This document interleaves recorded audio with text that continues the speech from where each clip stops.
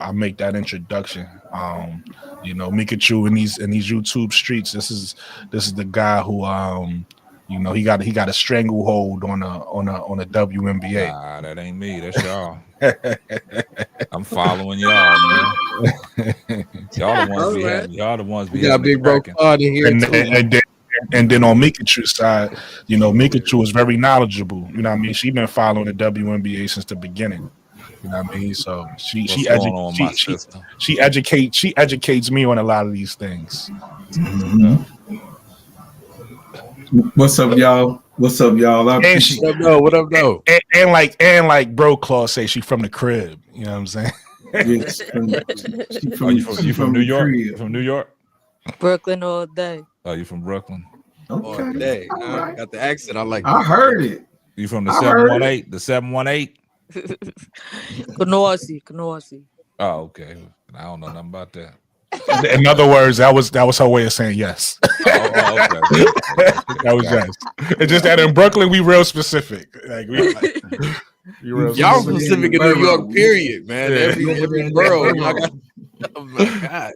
That's what she did. Y'all don't even realize she literally of course you're not gonna know. That's like you trying to tell me the specific part of Detroit. She just basically told y'all the specific part West, of Brooklyn. East, Southwest. She like it's only a couple areas, North End. You know what I'm saying? You ain't got too many. It's either East or West. You got the miles. You know what I mean? Yeah, I mean yeah. Got the miles. Yeah.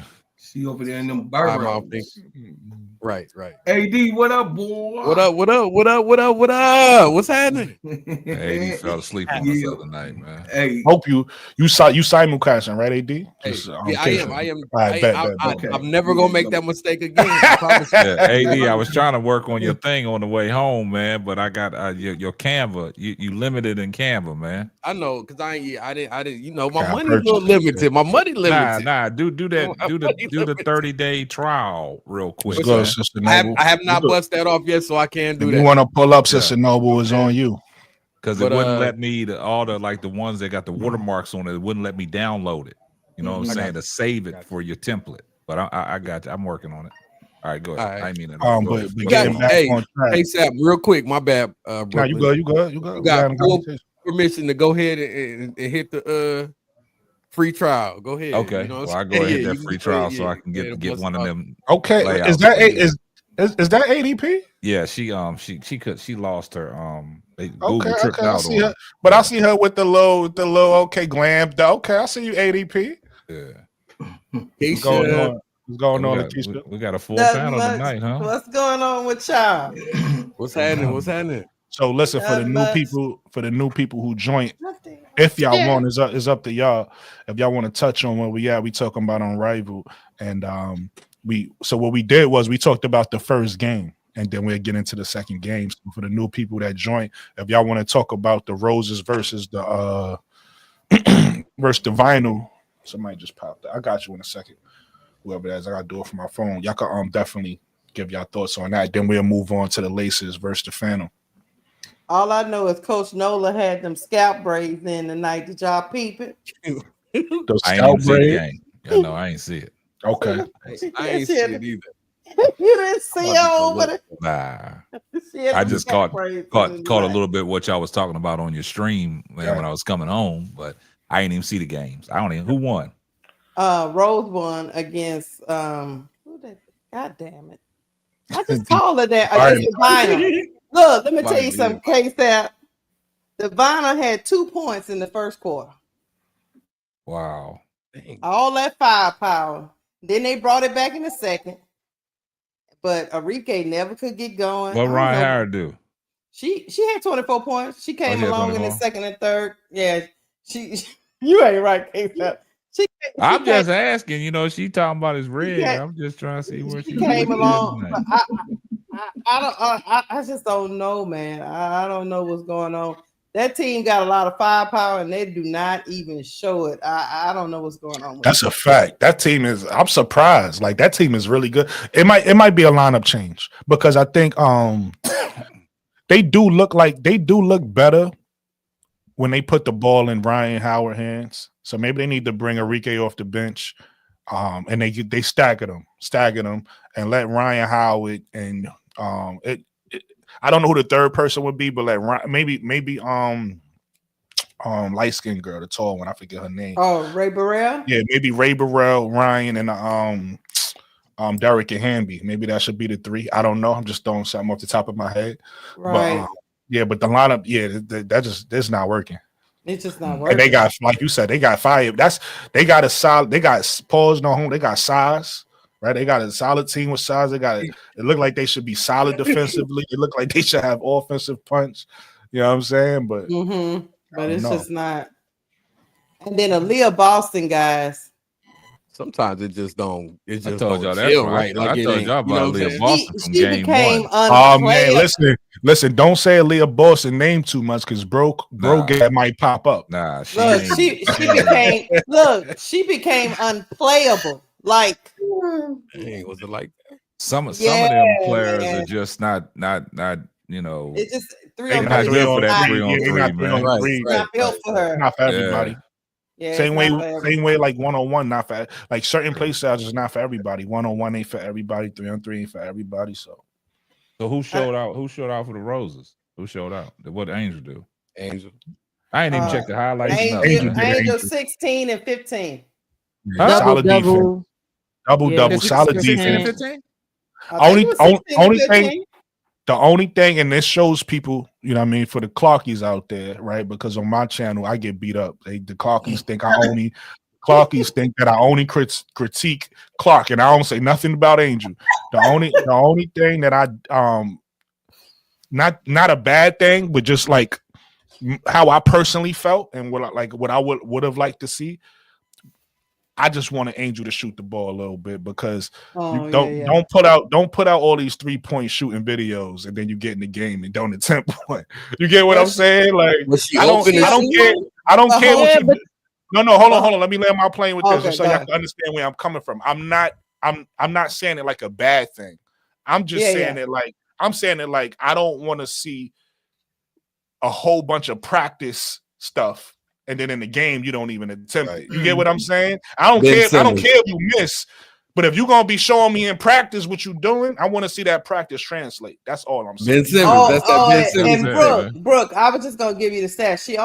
She was 3 of 6, 16 points, 15 rebounds. And I love the way she played. Hold up. I mean, she was 3 of 6 and had 15 points. Yeah. She was getting butchered going to the line. They was giving her a whistle tonight. Yeah. And she was playing aggressive. She was free throws. Yeah, she was playing aggressive. She had all free throws. She was like hunting those fouls out, and I respect that. I like her aggressiveness like today. But I'm just saying, like, shoot the ball, and you're gonna get me hyped with all these. You're gonna get me hyped with all these videos. I don't care if you miss. Everybody miss. Even in their practice. And K-Sap, Kalia Copper did not play. See, I'm gonna leave Kalia Copper alone right now, man, because like I said that from the start, I expected more from Kalia Copper in this 3-on-3. I just don't see it. I mean, you got spurts, but you know, it's not there all the way. And like Brooklyn said about Angel, like I see all these practice videos, man, and Unrivaled they practice. She out there shooting them threes and hitting them. And I said that, you know, when she was doing the workouts, man, you doing all this working out. Just have the confidence to go in the game and shoot it, man. Just shoot it. That's it. I don't want to see all this work in practice and it's not translating. That's what I'm saying. I said a little bit earlier. Like I think the game was better today because Kyle wasn't playing. I mean, I genuinely think that. I think her not playing made the team. I think she stifles them when she's on the court. And then. The only thing to you, Brooke, was I get you wanting her to shoot more 3-pointers, but they also don't be running nothing for Angel to be able to do that. Like they don't run stuff for Angel to be able to get some of those shots. I think there's a mid-range she did patch up today. I didn't care for that. I thought she should have shot a mid-range. She like second guessed it, but as far as like 3 points, stuff like that, I kind of just feel like. A lot of times they just put her in not so good spots. They don't let her play well to take the shots we see her taking in practice. And I think that's a coaching issue. Nah, definitely. Yeah. And like I said, it wasn't even like a knock towards Angel. I'm just saying in general, just because I just want to see her get better. It's one thing to like do, put all this work in practice. That's all it don't even got to be threes. Like you just let it fly, period. Like you said, if she passed up that midi, let it fly. Like, you putting in this work. I trust it. I don't care if she missed. I trust it. I trust her shot now. I just need her to come out there and just I like and look, giving her credit. I like the little spin layup she did today. That was one of the times she went to the line. She did a little spin layup. So you seeing the work she putting in. Lisa Leslie, she called it out. You know what I mean? You could tell. Look, I'm looking at Angel. I could tell she getting it higher off the glass now when she laying it up. So I'm seeing the work. So that's all I'm saying. Like the stuff that you're working on, I just want to see it. So one of the things I wanted to see more was just her shoot the ball a little bit. That's all. You can't make a shot you don't take. That's it. Right. Yeah. Hey, totally agree with that, man. You gotta go out there and let it fly, man. Let it rip, man. Because I tell you one thing, I see some highlights. That damn Chelsea Gray was letting that thing rip. Yeah, she don't mind letting it rip. She letting it rip, boy. Yeah, she was shooting. Oh shit, she just hit the game winner. Yeah, Grandma and them knock knees is still effective, man. And then look at her. She flexed on him at the okay. I was just catching the highlights, y'all. That's all. I ain't see it. So no, but you want to chime in? I don't know if you saw the games, anything. I mean, I followed, the games, but I didn't actually watch it. But I followed the games on Keisha's channel as well as Showtime's channel. Gotcha. But let me tell you, Angel Reese. Now, Angel Reese, at least she took a chance in taking more shots tonight. Facts. Because normally she looks timid when she takes shots. I noticed that. Like, have y'all noticed how sometimes when she's taking shots, she look like she doesn't want to take the shots? Like she looks very nervous taking that shot. Like she didn't have a lot of confidence in her shots. But tonight, it was the reverse. She had a little bit more confidence. And that's why she took more shots tonight. That's just my opinion. Yeah. What do you guys think? I think if I could touch on what you're saying, I agree with you, because what I'm excited about, the point I'm excited for Angel to get to is where she was at in college, right? Where Angel was at in college, when you could tell Angel was comfortable, and you could see, I see flashes of it like throughout certain games. Definitely that game when they was playing the Laces and she was going back and forth with Tiffany Hayes and stuff like that. When Angel start to like talk shit to her opponent, when she start to, she ain't do it yet in the pros, but when she start dancing out there on the floor and start doing all this, that's when you could tell Angel was comfortable. So I'm excited to see her get to that part in the pros. She ain't get there yet, but I think right now, and I'm gonna be honest with you, I get what she's doing, but I'm kind of over it right now because I want to see Angel be Angel, and I know what she's capable of. Right now, what she's doing is she's trying to be a young player and be a sponge, and I get that. Like you're trying to soak everything up, you're trying to get better, but at the same time, at some point, Angel just need to say, and she done it in certain games. You see in certain games where she just like, I'm taking, like he said, they not running plays for her. But in certain games, you see her say, I'm taking this shot. I'm doing this. Even in this game a little bit, right? At some point, she was like, I'm gonna just be more aggressive. And I think if she stops so much looking up to the vets so much and just be Angel, she'll have a much better game. But right now, she trying to, and I get it, she's trying to get better and she's trying to be a sponge to everybody. I think she should pick and choose who she a sponge to, right? Somebody like Lisa Leslie is where you be a sponge at, right? This is a champion. This is somebody who is your size. She could teach you the game her size, but you don't have to be a sponge to everybody, all these vets. And I think that's her thing. Her thing is to like learn from everybody. And so I think that's kind of holding her back a little bit. And that's all young players. They're gonna, you're gonna figure out, you're gonna get your bearings where you start to look at your these people like your peers instead of like, the people that was there before you. So it's gonna come in, and when it comes, pause. But so that's my only thing. Well, so I agree with you. I feel like sometimes she's in her head a little bit. But I think it's more so, I don't think she's in her head because Angel accomplished a lot in her career, right? So I don't think she's in her head because of what she can't do. I think she's in her head more because she feel like I have to learn. I want to learn from these vets. I want to learn from these people. And she's thinking like that. That's my opinion. But at least she's willing to learn from the vets, Yeah, that's a fact. There's a lot of rookies are not that willing to learn from vets. Man, hold on for 1 second, man. Y'all serious about Chelsea Gray that went to the bathroom? Mikachu. Alicia Proctor said, "Hey, Mikachu." No, K-Sap. There was a point during that game that Chelsea Gray was not on the bench, and people was in my chat like, "Why Chelsea Gray didn't come out after the halftime?" And I was like, "Yeah, I don't know where Chelsea Gray is." And she was gone for a while, and then we seen her running from the back, and we was like, "Chelsea Gray just come up from." Oh, she was in the bathroom. Hey, y'all crazy. She said it was a little tenderness. She said it was some tenderness and soreness, whatever you want to take. I'm gonna leave that alone, man. They say Chelsea Gray was in the bathroom. Real quick though, man. Your moderators, Brooke, tell them to drop AD's on Fast Break channel in the link, man, so they can go. Listen. Y'all heard the big bro. Y'all heard him. I don't even gotta tell him. I don't even gotta tell y'all. Y'all heard him. Yeah. Enough said. Drop his link in the chat, man. Let's get him on the hood. Let's get him on the train. Thank you very much. Fast break, but somebody, one of the moderators will drop it. Yeah, they're gonna drop it. Brooklyn got moderators. And then the other game, which was the Phantom versus the Relief Squad, and the Phantom is still the Relief Squad. I told y'all the Phantom was Laney Hamilton. Lady Hamilton. That's why I love. Look, Lady Hamilton. She a walking bucket beat. I bet that. I like her defense. I like her defense.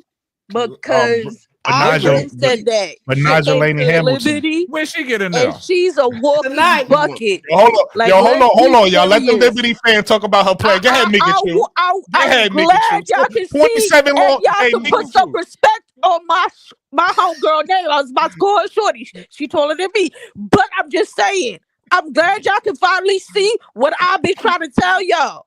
She a walking bucket.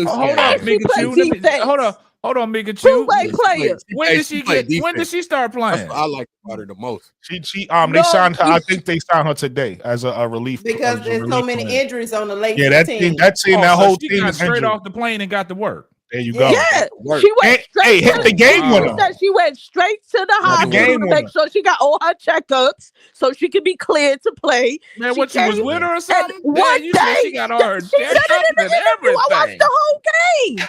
But how you know she got all her the game winning? Hey, she a Liberty fan case. She brought her lunch box.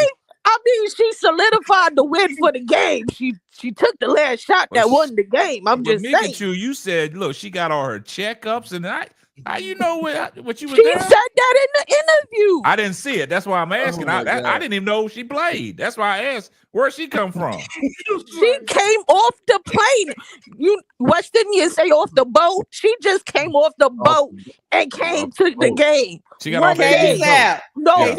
She barely worked the cold out her eye.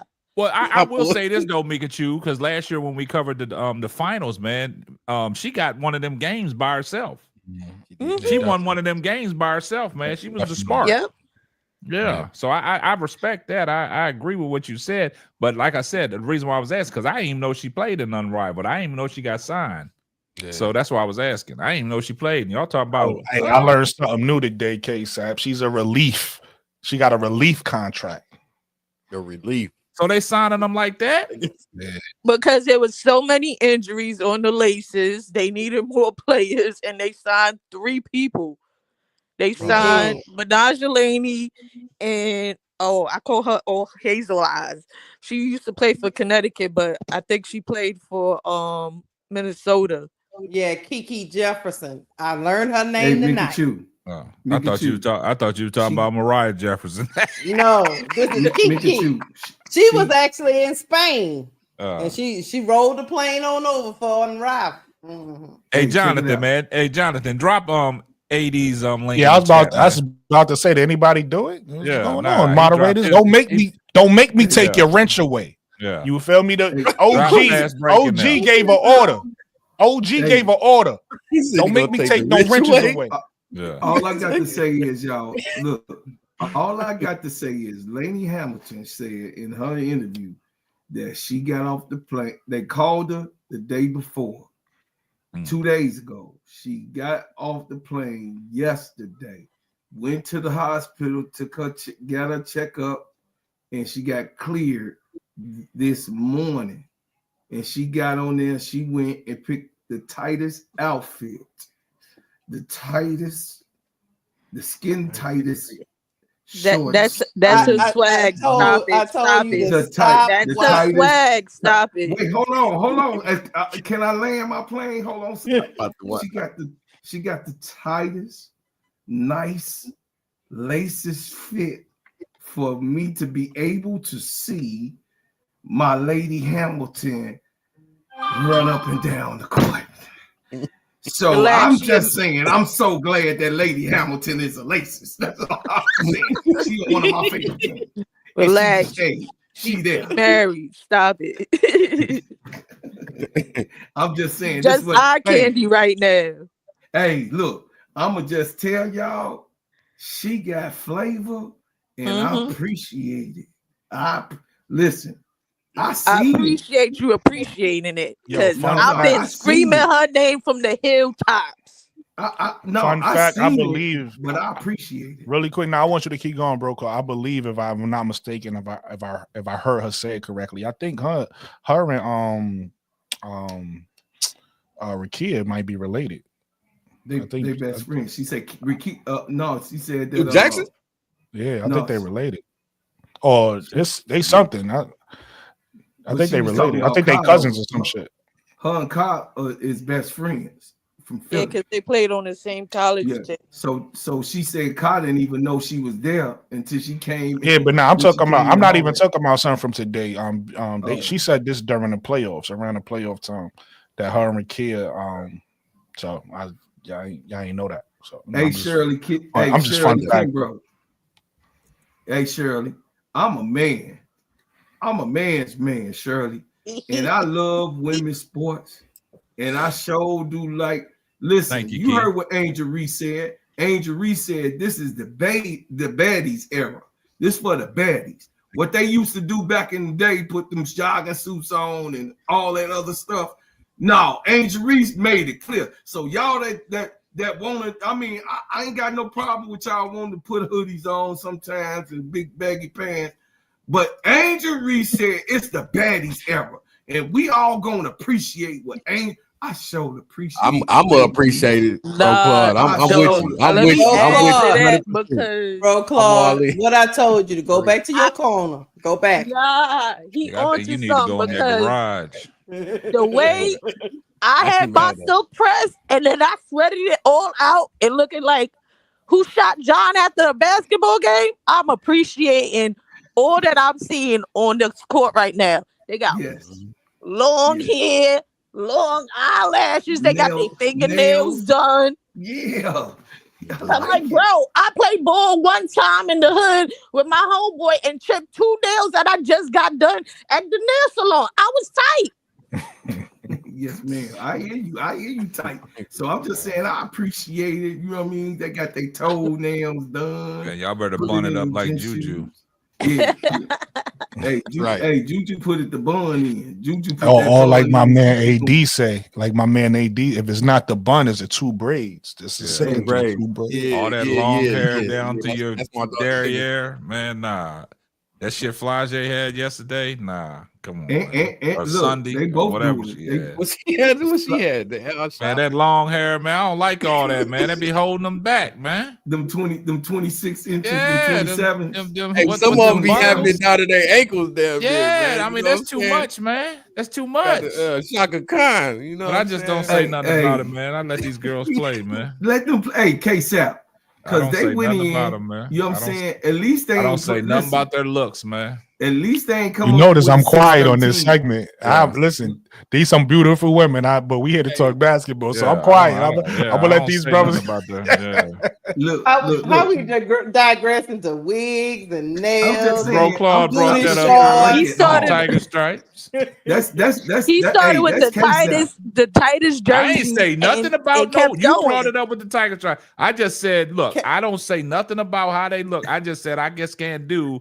K-Sap going down to the derriere. That's K-Sap. He in the middle of calling the game and stopping in the middle of the game. Talk about look at them booty shorts Laney Hamilton got on. That's a true gingerbread man. This is my stream. Hey, K-Sap.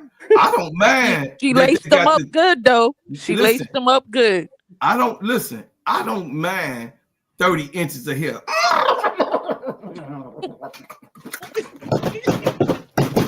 I don't mind it. It's all right with me. I love it all. I love it all, K-Sap. Nisa Mero hair. Look, Nisa Mero hair slapping 5 feet in the air. She had some long hair that was down to her backside. She slapped the girl. She went up for a rebound, smacked her dead in the eye, and she got the rebound solos made 20. Yo, everybody, you know this for Bro Claude, everybody. I'm just letting y'all know now. This is Gag Bro Claude. Keep going. Yeah. Okay, this for Bro Claude. Hey, listen. I love Bro Claude segment. I love women who are women. We say this women's basketball, right? I love this for Bro Claude, y'all. This for Bro Claude. They call girly girls. Oh my goodness. Good. Lord have mercy. It's called girly girls. God, dog. Look at the tattoo on the thigh. Who don't want to see that running down the court? And then looking good and being Debo. You feel? Oh Lord Jesus, that's what I'm saying. Brooklyn, stop it, Brooklyn. Can we? He love him some Benasia lady here. I'm just okay. We done. All right, so look. Shout land out the plane already. Dock the boat. Come on. Let's knock the boat. Let's knock the boat. Okay, I'm landing the plane. Okay, Keith. All right, baby. My niece on here. Look, listen. I'm just saying. I'm so glad that we are in this era because it's gonna make a lot of money for the women. Listen, I'm gonna take it. Hey, we appreciate that, Bro Claude. I'm gonna take it from there. Lakeisha already segued us, so I'm gonna just hit everybody on the panel with this one question, and we can move on to topic number 2. What was your thoughts on the Laces versus the Phantom? And I'm gonna simple like that. We're gonna talk about that game, and then we're gonna move on to topic number 2. I think it was nothing spectacular happened in the game. Besides Benasia Laney, which I already knew it was going to happen when she hit the court. So dropping 28 on her debut. So yeah, playing both sides of the ball too. Exactly. Yeah. She pride herself on defense first. She gets her buckets, but she pride herself on defense. I think also key to your point too. Shout out to the Laces. I think this looks really bad on the Phantom because it's just like, you got Sabrina Ionescu out there who people will argue is a top whatever number you want to give her as a point guard. You got Brittany in the finals though. You got Brittany Griner out there, who's a mismatch, right? She you're the biggest person on the court. And you got Satu out there who's supposed to be the unicorn, and I don't know. That team just don't seem like I don't. It's something missing. I don't know. It's like one, the defense is terrible on that team, right? And then BG is just not dominant. Like you would think, like at least in the half court. I seen her like try to. She made a couple plays in the half court where she was, she got a shot off, and I was like, okay, but it was for her to be that big. She was missing a lot. So I don't know. They kept trying to feature her. She had 3 rebounds, man. Yeah. Three rebounds. Yeah. You 7 foot. Yeah. 7 foot. Yeah. We talked about her getting downstairs. I don't even want to get into it about her, man. Yeah. Come on, though, man. If you're going to keep playing, we got to see you get in the paint. You got to be in there banging. You bigger than everybody else. How you can't? That's come on, man. Like I don't want to see her out there with 3 rebounds ever. And I don't care if she playing against the men. You better have more than 3 rebounds. You that big. That's just how I feel about it. You know what I'm saying? Like that's terrible. But Laney Hamilton, hold on, wait, no. It's the way you said it. It just sounded like we went right back. Yeah, my bad. Why wasn't Angel in the game down the stretch? I ain't gonna. You know what I'm saying? Because the coaching. No, she didn't. The coach sat her ass like she just sat her down, bro. Like, yeah, she's an idiot. For 1 point. She got a foul, and then the coach took out. You know. But the game was over at that point. Yeah, she's an idiot. You know how Nola do. It was 1 point away. You know how it is when you're playing trash. Idiot. Kelsey wasn't giving that ball up right there. She was taking that last shot. That's a fact. She was. Everybody in the arena knew she was about to take that shot. They just couldn't stop her. Kelsey is on the Sparks though. You meant Chelsea. Yeah, I mean, Chelsea. You had to. But I knew you had to. How Nola is. Every time the girl look, Angel Reese had to force her to challenge one of the fouls that clearly wasn't a foul. No. And then like I said earlier to that point, Keisha, before that, it was something that happened and she didn't challenge it. Angel kept saying I didn't touch her. No, I didn't touch her, but she let it go because Angel like I'm gonna let it go, but it's whatever. It's just Nola. I don't know what to say. But getting back to AD, but Nigel went crazy. Yeah, she went crazy. Yeah, Laney Hamilton. I like her game. I liked her game a long time ago. I have followed her for a while. Her defense to me stands out more than anything else. I think she is she's a top defender. If you give her the opportunity, she's gonna lock stuff up. And she has offense. She has offense. I don't think she's in a position where nobody gave her opportunity to where she can really shine for real. Like she gets limited time. You know what I'm saying? Right. And then you got in that school you got Stewart kind of taking over, and the ball is in their hands, and they supposed to be taking the shots, but she can do just as much as they can.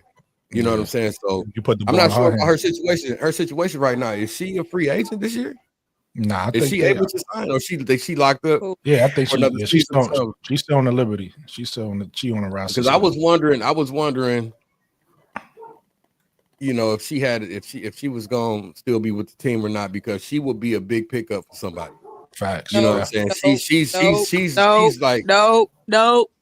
I know you don't want to see her leave. I hope she become a free agent when the shot get their team. You know what I'm saying? Because that's happening. That's happening. She'll probably go to Philly. She's a Philly girl. The shot. Philly get a team. She probably go to Philly. Yeah, they talking about Philly too. Yo, but really quick though, the piggyback of what you saying, AD, and to touch on a little bit of what K-Sab said earlier about 3-on-3 ain't for everybody. Yeah, I think Benaja Laney Hamilton is an example of how 3-on-3 can actually show people what they didn't know about you, because I don't think none of us was familiar with her game, because she's never put in that position to, hey, you get the, because besides you, obviously, but on that team she's on, it's so many options to give the ball to. You never give the ball to her, right? But she's showing you right here in this format that no, I got a little, and I could get to my shot, and I could, like that's something that I wouldn't have. If this was 5-on-5 and they was matched up with somebody, I wouldn't have been like, yo, draw the play up for Benaja. Like I would have never said that. She's had her moments, but in the W where she shined, bro. Like she's had some moments for real. But with Benaja Laney's game, if plan A, B, and C falls apart, she's the one that's gonna get the bucket. Yeah. No, that's a fact. She's definitely gonna grab the rebound and go up shorty chest, or she gonna get the block and then push it up the court and score the bucket. That's how she plays. No, that's a fact. So you don't gotta draw up a play for her. She gonna create her own joint. Yeah. Sorry, I was gonna say shit. You could say shit over here. You good?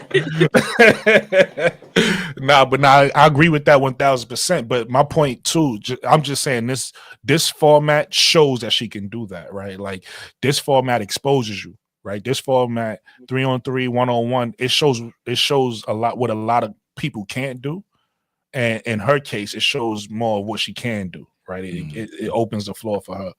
Her stock went up. Yeah, definitely. With that said, if anybody else, one game right there.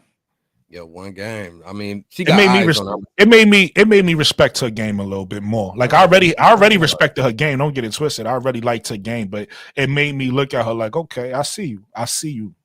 The same. I'm gonna be honest with you. The same thing with Chelsea Gray. I know.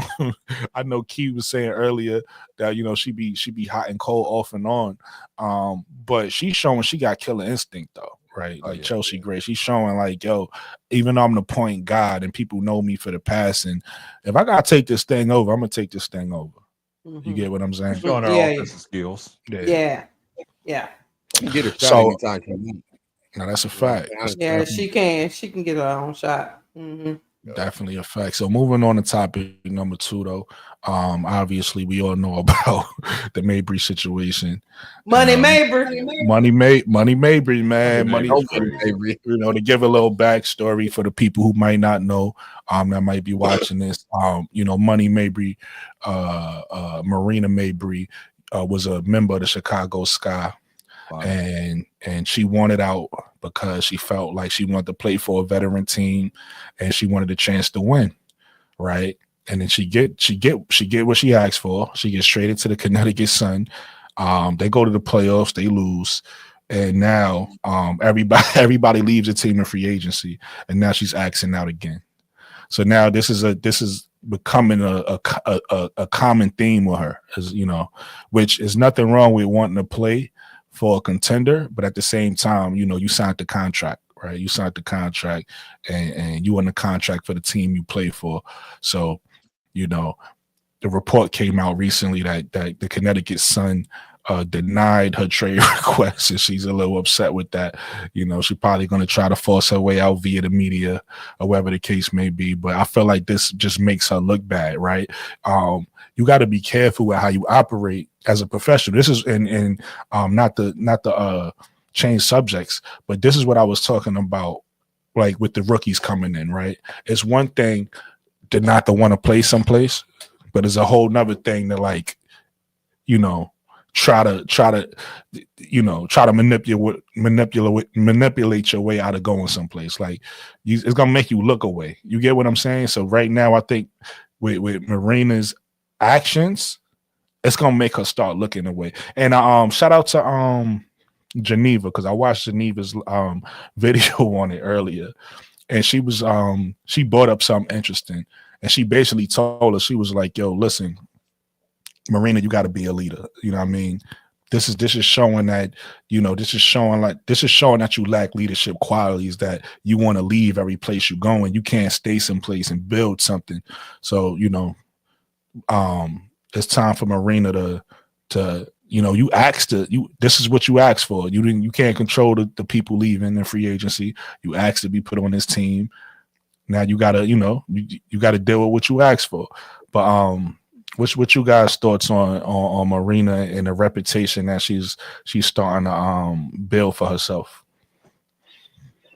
She moving a little funny in these streets. Facts. I mean, I just don't understand, man. Like, I don't know the whole situation on what she requested to get out last year with the Chicago Sky. I don't know how that went down. I don't know how them talks came about. I don't know what even made them move her, because as much as we can say she moving weird, but she was an integral part last year of Chicago, right? She was the only one that was really hitting them threes, man. She was the stretch. She was the one that was, because she was taking like 6 a game. Really quick, to your point, K-Sap, not only was she the only one doing that, she was also our best playmaker.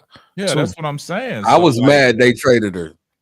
Yeah, but it's kind of funny. I don't mean to go back off topic, but I'll get back to it.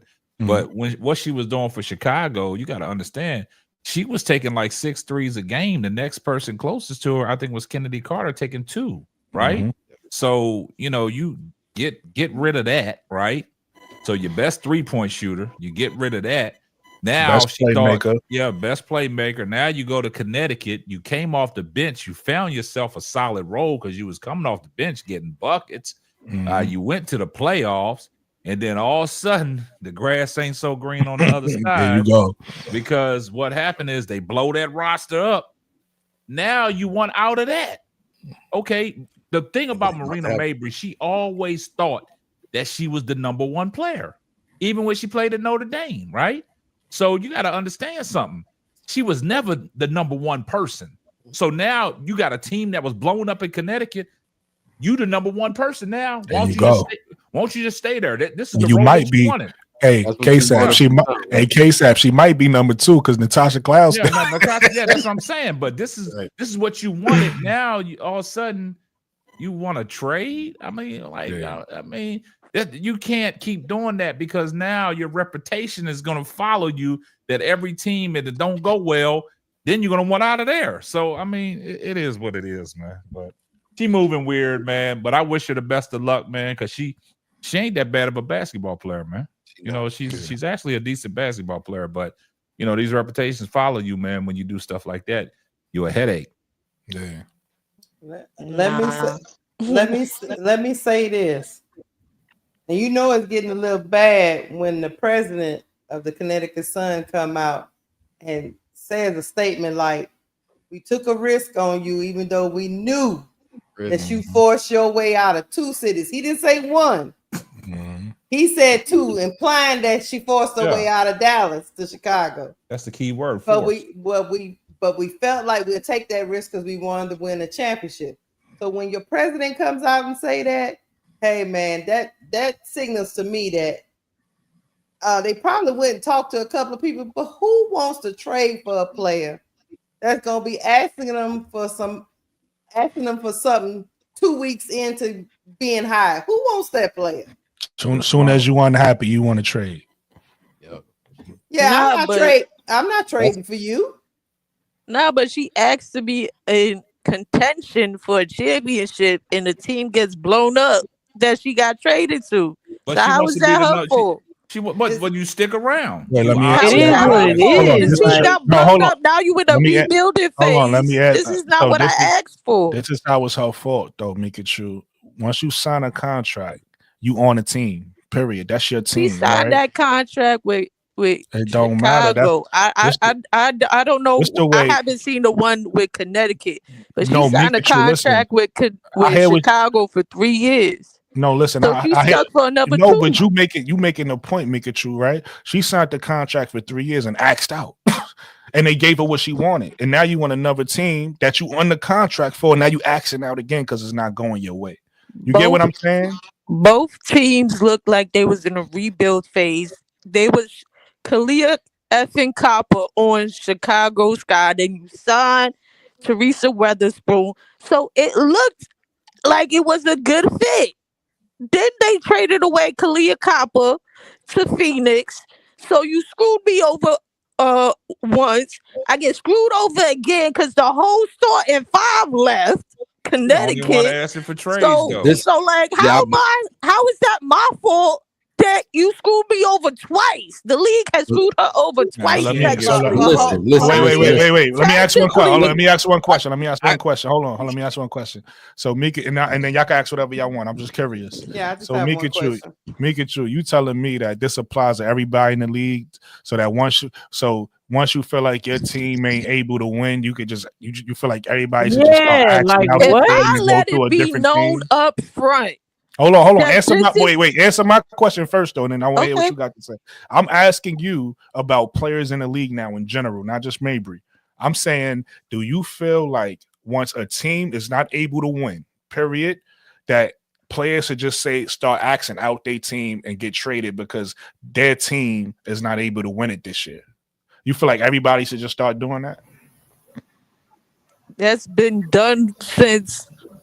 You're not answering the question. I'm not. I'm saying, do you think players should start doing that? I think that's been done before, so I don't see anything wrong. I dock my boat. I got one question for Mika. If I'm asking for but y'all ain't let me finish. I'm asking for this specific thing. You give it to me, and then the shit get blown up.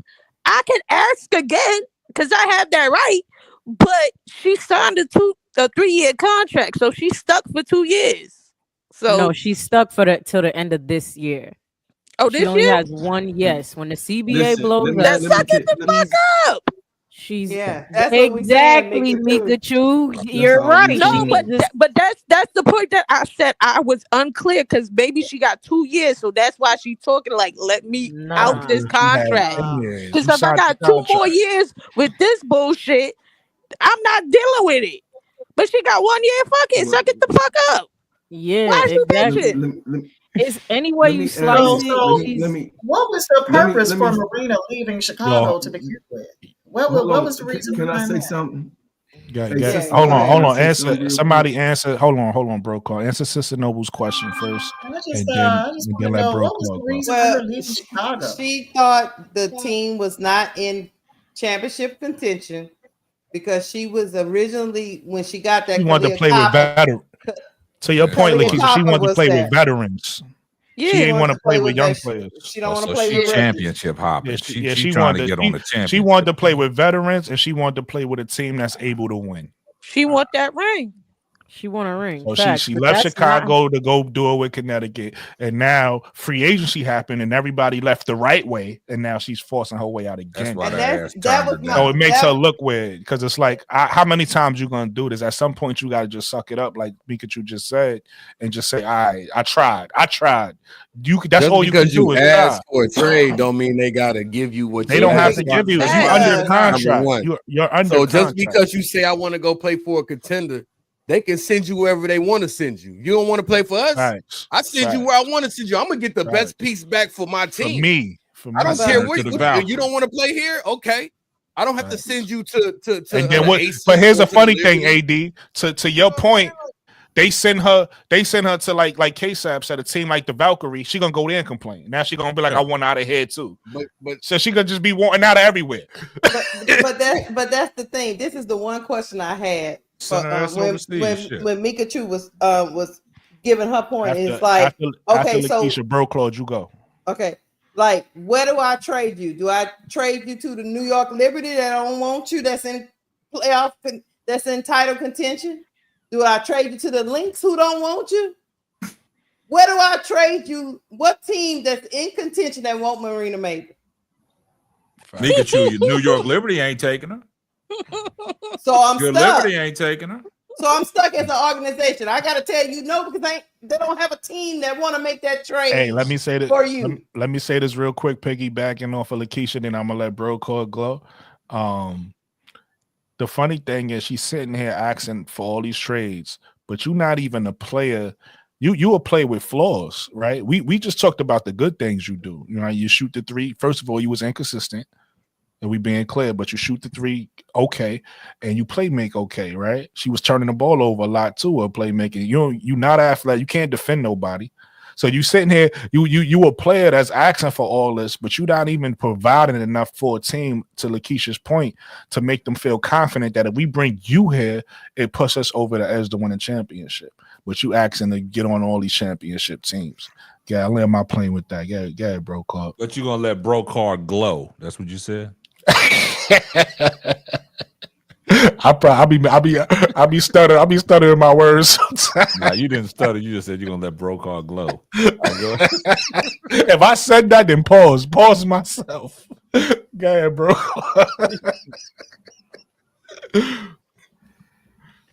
K-Sap up here causing confusion. What the hell do you want to do? You want to go to this team. You want to go to that team. You want to go everywhere. You just want to have your Pikachu.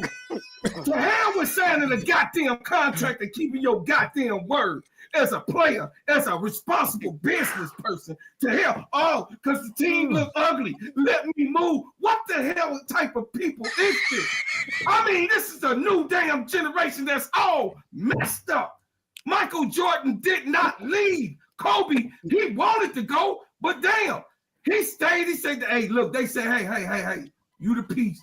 We gonna work it out. We gonna get it done. Don't leave. Stop. Listen, I don't like frequent flyer ass players. Frequent flyer players. I want them out of the league.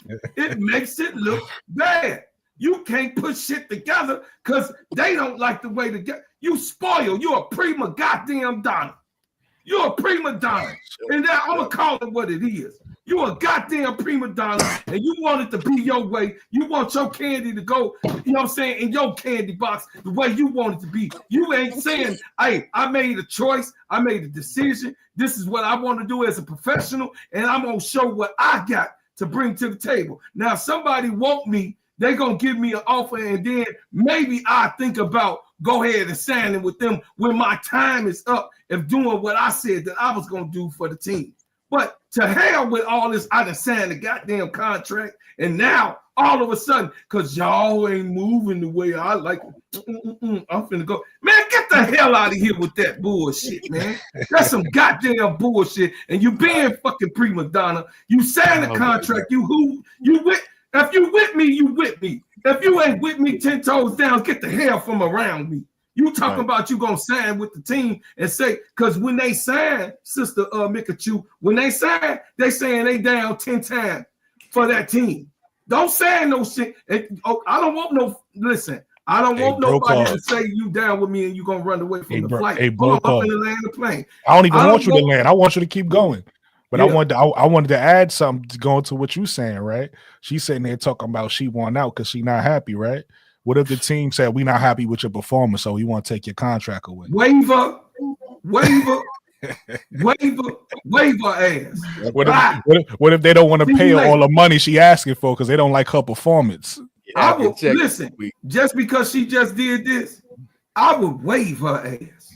Me personally, as an owner, I would waive her ass. See you later. You won't play at all.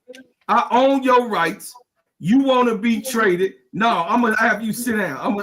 You ain't. No, you good. You might just sit on my bench and sit down for the season and have to sit over there and pout. You know what I'm saying? I'll Jimmy Butler. I'll Jimmy Butler. You go home and sit down. I don't even want that on my damn bench. Sit your ass at home and watch what you could have been. The whole year. Sit your ass, you little crybaby ass woman. You crybaby ass man. That's what's wrong with the NBA. Crying. Y'all crying. That's why nobody want to watch them. You crying. You a fair weather. I don't like frequent flyer people. You with me today and you gone tomorrow because it don't look good. Yeah. No, I couldn't have got married for 30 years. Listen, I'm a man that's been married for 30 doggone years, goddammit. So a woman's supposed to leave me because my cash flow is low? What the hell type of shit is that? What team you really on? Right. No, that's why I chose right. I chose Mabrey. You got to choose that player that's gonna play, and that has everything to do with your character. That's why I went that deep. It's a character flaw. You want to get up out of here. You want you like K-Saf said. You chip chasing. You chip chasing. Get your chip chasing ass. Go get a bag of Lay's and sit your ass down somewhere. I don't know what the fuck to tell you. You know what I'm saying? So I'm done. Hey, Key, good looking out, Key. I appreciate you. Oh yeah, I just snapped out on that ass. That freaking fly ass shit. I keep dropping it periodically just in case. Yeah, I see. Yo, listen, everybody goes. Everybody, first of all, everybody hit the like button if you ain't hit the like button yet. But everybody go to the chat and click Brother AD's page and subscribe. Hey, Seth. AD's page. Why did you give him that sound effect? He been going crazy.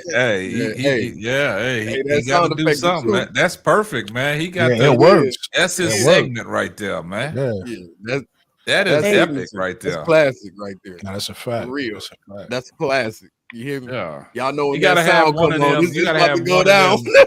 Yeah, you gotta have one of them each stream, man. That's a crash out. You get a time to crash out, man. All he need is the lights. Like I said, the lights need to be you going. gotta have a If he hit that button and them lights start going on, boy. You know how when Charles Barkley say guarantee and all them things come dropping down, bro. You gotta add something in there like that, bro. Gotta put them lights in there. It gotta be something on it. It gotta be something flashing saying warning. Oh, this is, I got it already. I got this already. Y'all see me? It's already there.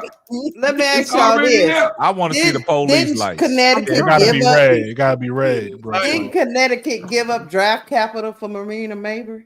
Yeah, they did. Gave up the pick swap for next year. The pick swap to Chicago. Yeah, Marina Mabrey, you owe Connecticut. You owe them playing time, baby. Let me say this. If you wanted Brooklyn to pull his page up on the screen, click my thing so it could pull up so people could see. Sometimes when they see it on the screen, it'll help them go to it quicker. AD's page. And then she's delusional. Like that's how I feel when it comes to Marina. I think she's absolutely delusional. She done forced her way out of 3 teams. Like that's I think 3 or 4 teams. That's crazy. That's crazy work. Yeah. You know what I mean? Like you can't do stuff like that. You can't just I don't like it. I don't like the way it's going. I want to leave. That's not how that works. And then you say you want to be a part of a championship team. You don't just go to a team. Like that's just not it. And you're not that caliber of a player. Like she's just not. She's the 3rd, 4th option on most championship teams. And it's like she don't know what she wants. She don't know if she want to be the most important part of a team or be a 6 man and come off the bench. She don't want to step up to be a leader. But then, like it's crazy. But then if she go to a team, she want to be like damn near the face.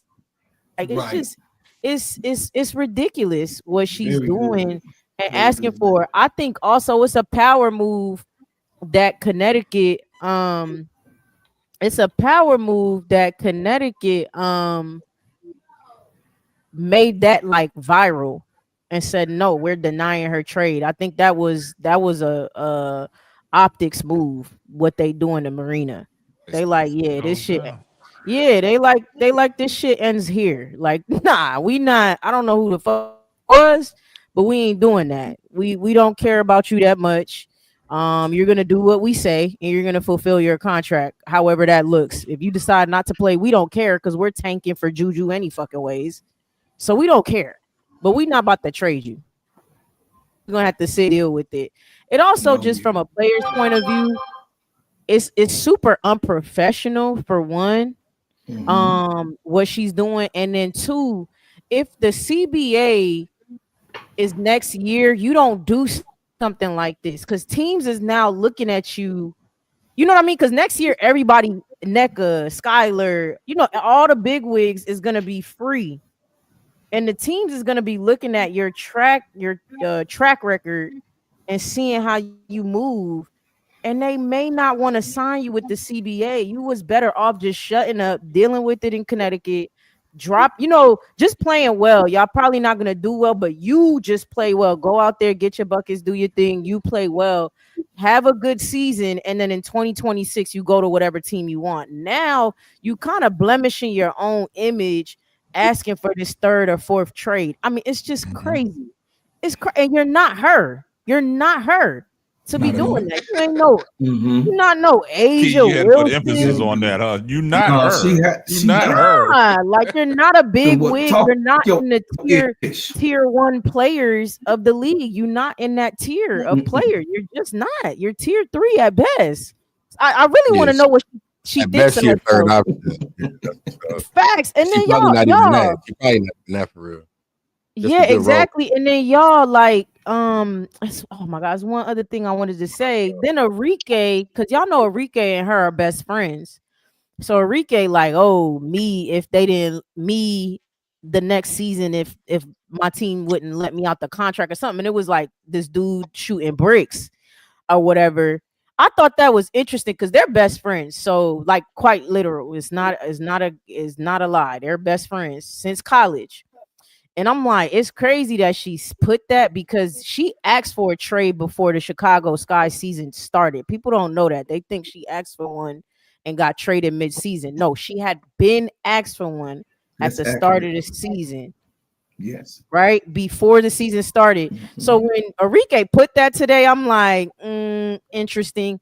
Because we know how she was playing in some of them games or whatever, and it was given on purpose sometimes that she wasn't shooting well. So that was one part, and then the actual organization commented on her. Oh, I think you touched on that or whatever, but her agent responded. Marina Mabrey's agent responded. I'm gonna read this and then I'm gonna land my plane. Mabrey's agent Marcus Crenshaw said, in this current age of women's empowerment and support of the players, the Connecticut Sun threatened to force Marina Mabrey to play for them after her trade is mind-boggling, Crenshaw said. Why would anyone try to force someone to play on their team when they don't want to be there? It's counterproductive in a ton of ways, and everyone we have spoken to is perplexed about how they are handling Marina after trading away Hall of Fame caliber players. The coach parted ways, no free agents returned, and they are doing all they can to try and force Marina to stay when she clearly doesn't want to be there. Interesting. I don't like how he's trying to use women empowerment in this situation. Like, that's not this. So I mean, I think it's crazy that her agent came out and said that. That's not the same thing. I'm all for players empowerment, women empowerment. They do not pay the players in this league enough for some of the shit. But the situation with Marina is just unprofessional, and that's just what it is. To be honest, people throw words around and they don't even know what it truly means. Like, you have certain people talking about wokeism and stuff like that when you don't even know what it means. Women empowerment, please. He lost me once he said that. I'm like, bro, you trying to play this stupid Trump card because you can't play a race card because she white. And now you trying to play, oh, they trying to force her to be in a situation. Boo, you signed a contract, B. Yeah. That's why I had to look it up first. I'm like, oh, maybe she signed like a 2-year because Natasha Cloud signed a 2-year with Phoenix when she left Washington because she thought Phoenix was going to be her farewell tour and, rebuild with them. But she left. I mean, she got traded to Connecticut. Now, she ain't say not one word. She got shafted. But you asked to be with a contender and they gave you somebody that was possible. Everybody knew Connecticut Sun was like the bridesmaid of championships for a while. So it was possible that you might win a championship, but nobody's guaranteeing that. You signed a 3-year contract. No, I was tight when he said that. I'm like, yo, bro, shut up. Yeah, I'm like, women empowerment. What that got to do with? That don't have nothing to do with this. You signed a contract. You got to fulfill it. And you could ask for a trade, but they don't have to do that. That's just not how that works. And you don't have the leverage. And like Keisha said, they gave around their pick swap for next year for you. They could have kept that. Yo, really quick. Everybody in the chat, I'm gonna say it once again. Make sure you hit the like button first of all, but also make sure you go in the chat and click my brother AD's YouTube page and subscribe. Please subscribe. Pretty please subscribe. No, but for real, y'all, look out for your boy, man. I got a lot of content coming. I know I've been slow putting out videos, but I promise I got a little fire lit up under me. Big bro K-Sap, bro Claude, they had to talk with little bro, and I'm ready to get it going. You know what I'm saying? So I'm about to be consistent and try to drop as many videos as I can with time that allows me to do it, bro. You deserve it. Thank you, bro. Claude. I appreciate it. It's not a marathon. I mean, it's not a fast race. Right. It's a marathon, dog. Right. Listen. You starting at the best time because it's February. When we gonna have this thing popping come May, come the draft right. On this thing, our community gonna be so popping, man. I'm telling y'all what, man. Listen, TSN is also a sponsor of Unrivaled KSAP. So I just want to let you know it was already there. They plugged it. The plug was there. So if y'all don't know what's going on, man, listen. This man that's on this panel is heavy. And the community that we have, y'all, it's like this, y'all. They got their chance to shoot a lot of shots last year. You know what I mean? Bazookas, bombs, all the stuff that they was talking about, the Caitlin Clark, and they was talking about our Angel, how she was looked like a slug, and all of this different things, and all of these black and punk sports. You know what I'm saying? You know, all of these names, Bitch B Frank and John the Quicker Data. You know what I'm saying? So all of these Marquez, you know what I mean? Adrian, I ain't gonna diss the sister, but yeah, y'all know her last name. I ain't gonna say her whole name, but you know what I'm saying. And then of course the white Jesus lady, you know what I'm saying. Right now going into this year, AD, you blessed. Trust me. Watch. Just listen to me, man. Do the be a part of this family, man. Like y'all embracing me and all that, and it's been like that from jump. It felt like family from the moment I came on KSAP podcast from day one, and that's why I continue to, you know, show love to everybody here. That's why I continue to stick around, and I feel like God put me in this position with y'all, and I'm just gonna keep it real. You know what I'm saying? I feel like it's been little messages and signs that I've been getting to say, just keep going, even in the moments where. Obviously, I had a moment where I felt like maybe this wasn't gonna be for me because I had too much going on. But this is what I love to do, man. I love basketball, especially for the ladies. I mean, I gravitated to that a long time ago before I ever got on the platform to talk about it. You know what I'm saying? So being able to do this with y'all is big, man. And I thoroughly enjoy it. So if I make $1 from it, and if I don't, I still want to do it because I just like to do it. It's a love. It's a passion. It ain't about the money for real. You know what I'm saying? It's about the money. I hope so. Don't get it twisted. I'm not saying I don't want that because I would love that. You know, that's a bonus. That's why I need y'all. We all gonna eat. We all gonna be eating real good here soon. Just trust me. For sure. But KSAP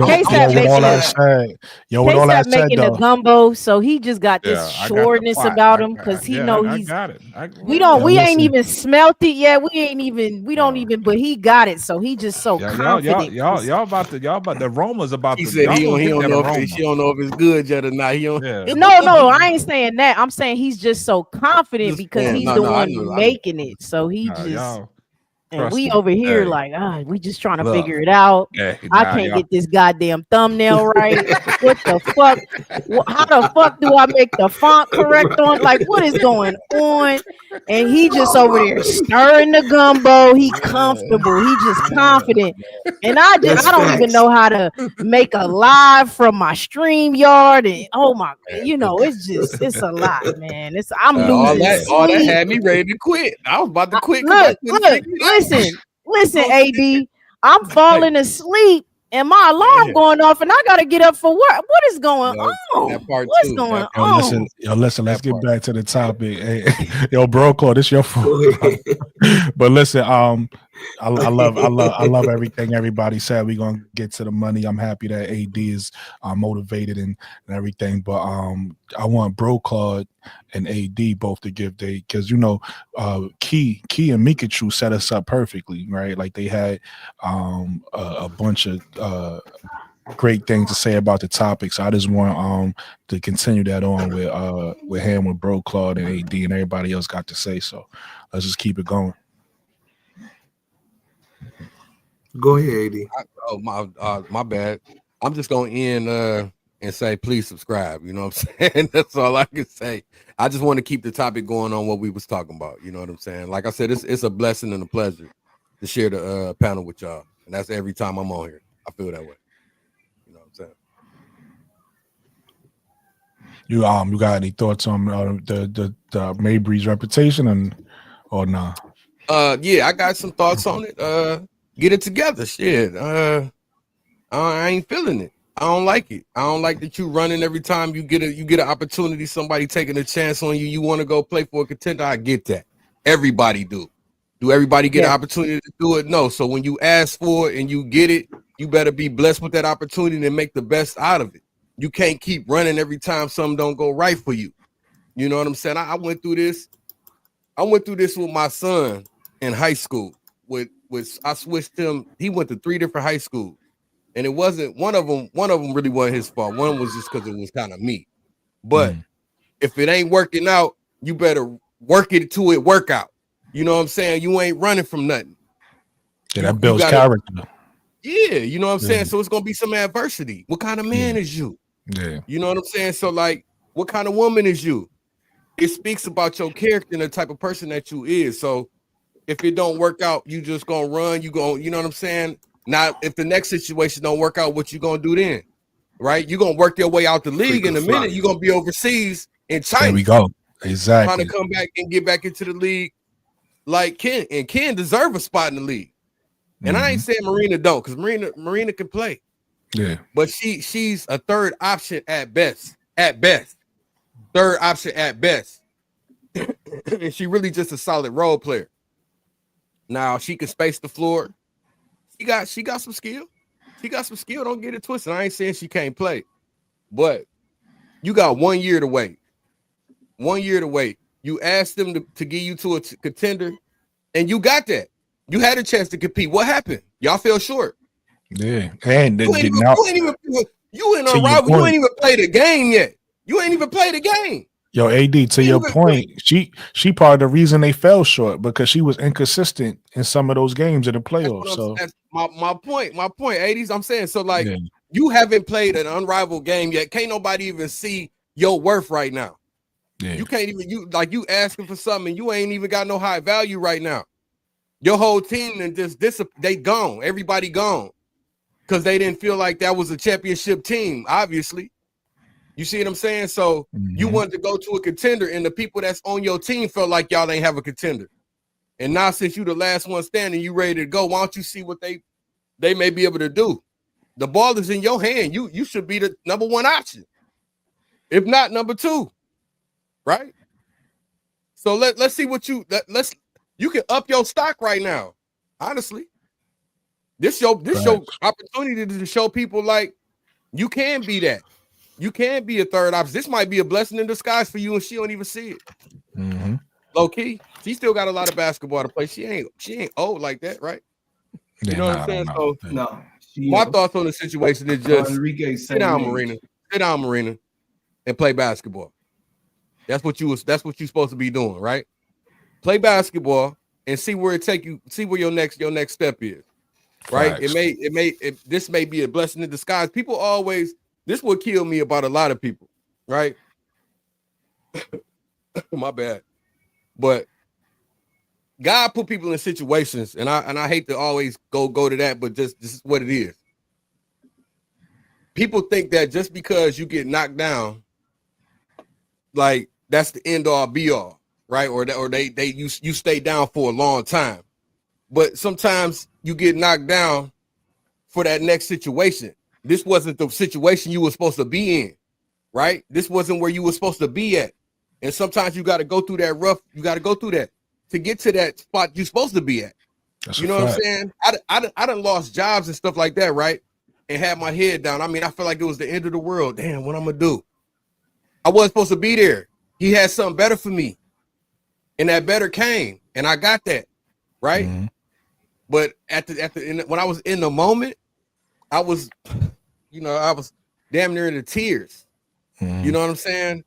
But getting through that, the next opportunity was better. You know what I'm saying? So sometimes you got to just sit down and wait and see if it's better. Yeah. Keep doing your work. Keep doing what you do. Keep hitting them threes. Keep spacing that floor. Learn how to play some damn defense, number one. Yeah, I'm about to say, work on your weaknesses. Work on some. Let me see you move them feet one time. You know what I'm saying? Let me see you move them feet. And then we can talk. You know what I'm saying? But, I mean, I can speak on it for the whole rest of the night. But, honestly, I don't like it. I don't like, you know what I'm saying? You got your way a couple times. And you're not gonna get your way every time. If you could get your way every time, everybody could just say, I don't want out. I want to go over here. I want to go over here. I want to go over here. Exactly. You know what I'm saying? So like, Just see where this take you. And if it don't work out, our contract ends next year.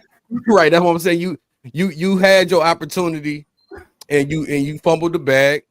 So now, you know what I'm saying? Just stick it out and see what happens. You got 1 year. 1 year. 1 year to really raise your stock because you a free agent. Then a contender gonna want you. They gonna want you. Come over here with us. You know what I'm saying? So I don't know. And the fact that she was a former Notre Dame player really makes me upset. Right. But supposed to have a little bit more heart than that. Yeah, way more heart, man. But some people, some people don't get their way and they sue. You know what I mean? So you start to don't see do that, man. You start to see people true colors come on. Man. You had to do this. Look, now I'm gonna support my light skinned brother. He on there singing his ass off on that. Stop, bro. I'm telling you, listen, look, you know we gotta cause confusion, man. You every once in a while. Hey, I like both them artists, by the way. What you gonna get? You gonna get some papers in the mail talking about keep messing with old light skin if you want to. I don't want no smoke. Man. I don't want no smoke. Come on, 80s, don't do that to the light skin, brother. You don't have to bring that boy out here, man. Talk about, you know what I'm saying? Let him sing that song he just came out with. Yeah, shout out, man. Shout out to Drizzy. Shout out to Drizzy. What you got on this, bro, Claude? Okay, y'all heard what I think about fair weather flyers. You know what I'm saying? You know, character, maturity, direction, and then of course y'all got to understand that this sister, this lady, she asked for before the Sky key is accurate. The Sky season start. So she put in, she had already said, you know, because they were correcting Dana, because Dana was like, I put mine in first. It was like, no, before the season started, Marina had asked for a trade because she wasn't down for a rebuilding. She said she came there to ring chase, you know what I mean, to on a contender. So by the time the Sky season had started, you know, they was already looking forward to trade Marina Mabrey. That's why it was successful over the break. But what I say is when you're building a foundation, you always gonna have those people that's gonna come and go. You always expect a revolving door, right? Because everybody can't see the vision, everybody can't see your dream. And it's with everything. It's with everything. You know, and I tell big bro K-Sap this all the time. You know what I'm saying? Everybody can't see what he see. So be real specific on your guidance. You know what I mean? On you know, I trust him, but everybody else might not feel that way. And that's why, you know, I was able to be comfortable talking to bro AD about the situation. I ain't gonna go no further, but that was just like a case of which, you know, you got to have those OGs. I'm the oldest on the podcast. I don't mind saying that at all, or each and every time, because with, you know, I'm not an old fool. I'm a fool with wisdom. So y'all heard that, right? I'm a fool with wisdom. But I'm gonna let y'all know I'm not down for people that's wishy-washy. I don't like switchy-witchy people. Either you are who you are, you know what I mean, or let me peep something just a little bit. Now I'm like, that was a sign. So sign and symbols is for the wide awakened man and woman. So I leave it there and I land right there. I just don't like players with bad characters. I don't like basketball players, male or female, with bad characteristics, and I don't like frequent flyers. I like that term. I like that too. Yeah, I mean, that's what we called it. You know what I mean? That's an old school frequent flyer. LeBron James is a frequent flyer to me. I'm not talking about the man. Don't get K-Sap started. That's all right. No, K-Sap know how I feel. Okay. I'm saying a frequent flyer, meaning that he don't have to. he don't have to. He did not ask for trades. He waited till his contract out. So I like that part about him. He waited till his contract out. He went in free agency. He made a decision for him and his family. I could deal with that type of player. You know why? Even though he's a frequent flyer, he fulfilled his contract. He didn't go in the middle of his contract and say, wait a minute, trade me. I don't think that this is going on. He could have did that easily with Cleveland when it wasn't working out. He could have did that. But he did. He waited till his contract was done. Then he went on to Miami. And when Miami contract was done, then he went on back to Cleveland. When that was done, he went on to, that's a lot of teams though, right? For a person that's 10 toes down. And now he ready to leave LA. He ready to go. You got what I'm saying? So my whole thing is that. What you mean he ready to leave LA? He said he ready to leave. Nah, he ain't ready to leave, man. Cut that out. He gonna finish out his contract. You really think so for real? No, he gonna finish his contract when his contract up. You talk to me.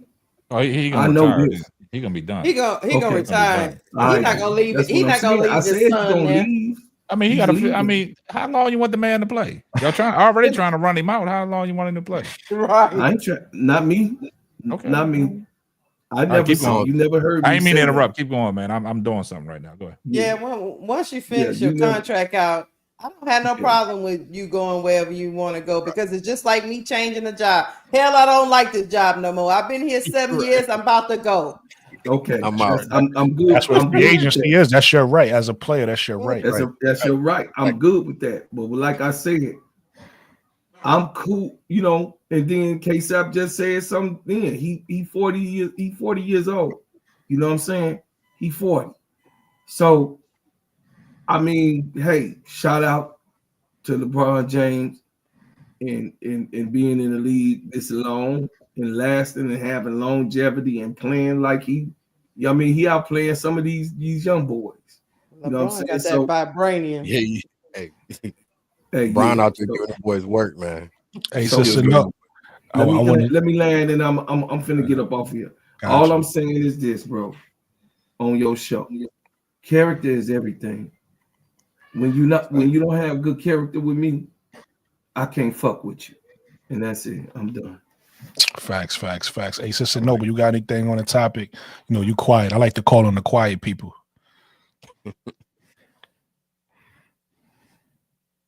Sister Noble thought she was just gonna sit there and fade into black. Now I'm gonna call on you, Sister Noble. Sister Noble might be taking a nap. Nah, I see her popping up. Look at the camera. She pop up every once in a while. You see it? Oh. Hey, what is? No, I think that's something else going on. She's talking about Chelsea Gray. She went to the bathroom. Oh, okay, yeah. Oh, there she go. She heard me saying name. In the bathroom. Bathroom. Mayday. There she go. Not the bathroom, Lord Jesus. Typically, I don't call on people, but you know, I like the quiet ones. I try to get them. You know, I gotta actually carve their time out because they just sit there and won't say nothing. While Sister Noble getting her stuff together, though, K-Sap, you got anything on the topic? I think she froze. All right. I was one that started off on Mabrey. Yeah. Yeah, we're done with Mabrey. Hey. Right, yeah, so I'm about to move on to the next topic. I just saw this the other day, so you know I thought it'd be interesting. We not getting a lot of Chennedy Carter news, so I thought it'd be interesting to talk about. So Chennedy Carter has been invited to the Chinese All-Star game. So the way it works. Listen, man, I gotta get this. The only news on Chennedy Carter. I gotta talk about it. So the way it works is, if I'm not mistaken, the starters is based off like you have to be a citizen, like you have to be from out there. So she's coming off the bench, but they typically don't. I'm assuming from what I understood, they typically don't have outsiders on the All-Star game. It's usually just people from that country. But I guess since Chennedy, she's such a big deal over there that they wanted her on a team. So she's going to come off the bench and play in the All-Star game in China. So I just wanted to give her some news because we don't know what's happening with her free agency. There's no news on Chennedy. In fact, we could talk about that. This is actually a topic I don't mind us veering off on and just talking about Chennedy a little bit because she's not getting no love in the media. You guys could tell us which you guys could tell me what you think is next for Chennedy. That's the real topic, but I also want to give her some love and tell everybody she's going to be in the Chinese All-Star game. But what do you guys think is next for Chennedy? Bro, don't let K-Sap talk about that All-Star invite because it's gonna go left. No, listen. If K-Sap leave that alone. No. If K-Sap want to go viral on my channel, I'm allowed. Go viral. I have my thoughts about these girls playing overseas, and everybody wants to, talk about they getting big numbers and all that stuff. That's all fine and dandy. What can you do for me in the W? Exactly. I'm with you there. That's all. My thing is, man, it's just heartbreaking what Kennedy's going. It's just heartbreaking, man. It's mind-boggling. There's no answers. Nobody has the answers. But like I always said, it's going to be a tell-all. It's going to be a tell-all here soon. It's going to be a tell-all. We going to know what the real problem is, man, because, somebody that talented, somebody that got game, somebody that got skills, somebody that can play the game the way she played. And all these moves that we see being made around free agency and nothing is involved, Chennedy Carter. That is, and look, I think she's comfortable overseas, man. She getting that overseas money. Yeah, I think she's comfortable. She might take on their citizenship over there. You know what I'm saying? Like Marbury did. Yeah, a Marbury thing. You know what I'm saying? Like when Marbury's time was up in the NBA, he went over, he got blackballed too. Yeah. He went over there and did what he had to do, and he made a name for himself. Maybe Chennedy can make a name for herself over there in China because it just seems like nobody want to put their hands on Chennedy, man. Unless you got some late breaking news that's going to pop around this free agency that somebody in the chat did say she's going to sign back with Chicago. I think Chennedy would be so scarred not to sign back with Chicago, even if Chicago said, hey, we want you back. I don't think she would go that route, man. Yeah, I don't think so either. But it's just heartbreaking, man. I mean, it's just mind-boggling, man. I don't have an answer for it, man. I'll let y'all go, man. Sister Noble, I'm a call on you first. What you think is next for Chennedy Carter? I would want to see Chennedy Carter back in the league because she's very, exceptional, great player, and she deserves to be in this league. Mm-hmm. I mean, she can go to China and play, whatever, but that's not the WNBA. Right. Chennedy wants to be in the WNBA. Facts. And I hate to see that this young woman might be blackballed from the league because of the that she made last summer. And I'm not gonna, reiterate. Everybody knows what I'm talking about. But I don't want to see her blackballed from the league just because of, I don't want to see her blackballed from the league, but that's what it's looking like. Yeah, definitely. No team right now is rushing to sign Chennedy Carter to their roster. I mean, I would like to see her playing if Chicago don't want her. Is my mic messing up, or is that her mic? Yeah, that's her mic. That's her mic. That's my mic. Your mic going. Yeah, I wasn't sure if my internet was messing up, but we hear you. We hear most of what you're saying. But I agree with everything you're saying, Sister Noble. It's unfortunate. Somebody with her talent. We don't want to see her out the league. She's a grown woman. I always said this. Part of it is on her. She got to take some responsibility, for the way she portrays herself sometimes. Even this recent outburst she had on, online, where she had to explain when she was watching Unrivaled and all that. So some of this is you, some of this is your actions, but I don't think it's enough to be blackballed. Right. I don't think you've done enough. Your talent is so good that it doesn't make sense to somebody. We want to see as fans, we want to see the best people go at it. You know what I mean? So Chennedy Carter is somebody I want in the league. So I agree with you 1,000%, Sister Noble. I'm not gonna call on the rest of y'all because the rest of y'all got loud enough voices to jump in. So y'all jump in whenever y'all want. I just wanted to make sure Sister Noble got in here. Nah, I think Chennedy Carter, the way the WNBA works is like if their team is not doing too well, they'll take people from like overseas or whatever and sign them to like a 10-day contract or like a contract just for training camp or whatever.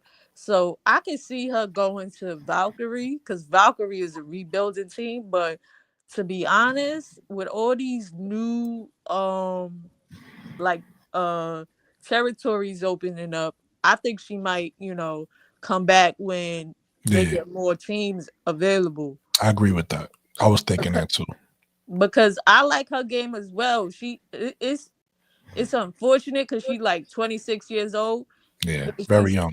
And she's still acting like a knucklehead right now. Yeah. But it is what it is. She called it. Shit, I can't knock her for saying that. Yeah. Some people gotta go through growing pains. So I feel like, she gonna learn her lesson. She gonna see that she really wanna go home because Stephon Marbury wanted to go home too. He was like, yo, I don't get no love over here in the NBA. Yeah. He got love in Brooklyn, but he ain't get no love in the NBA. So I don't think it's over for her. But she does need to do some a little bit more growing up. Stephon Marbury doing that knucklehead stuff too. So of course. That costs a lot of people. And it's unfortunate. Yeah. Definitely. I feel like there's an option in what Mikachu said and KSAP said is a possibility. I think that I felt like if she got signed after what just transpired with Jeff, I was like, it's probably not going to be until like training camp. I thought it was going to be the same thing as last year. Like, I don't see nobody right now in free agency trying to sign her. Unfortunately, that's not what I saw.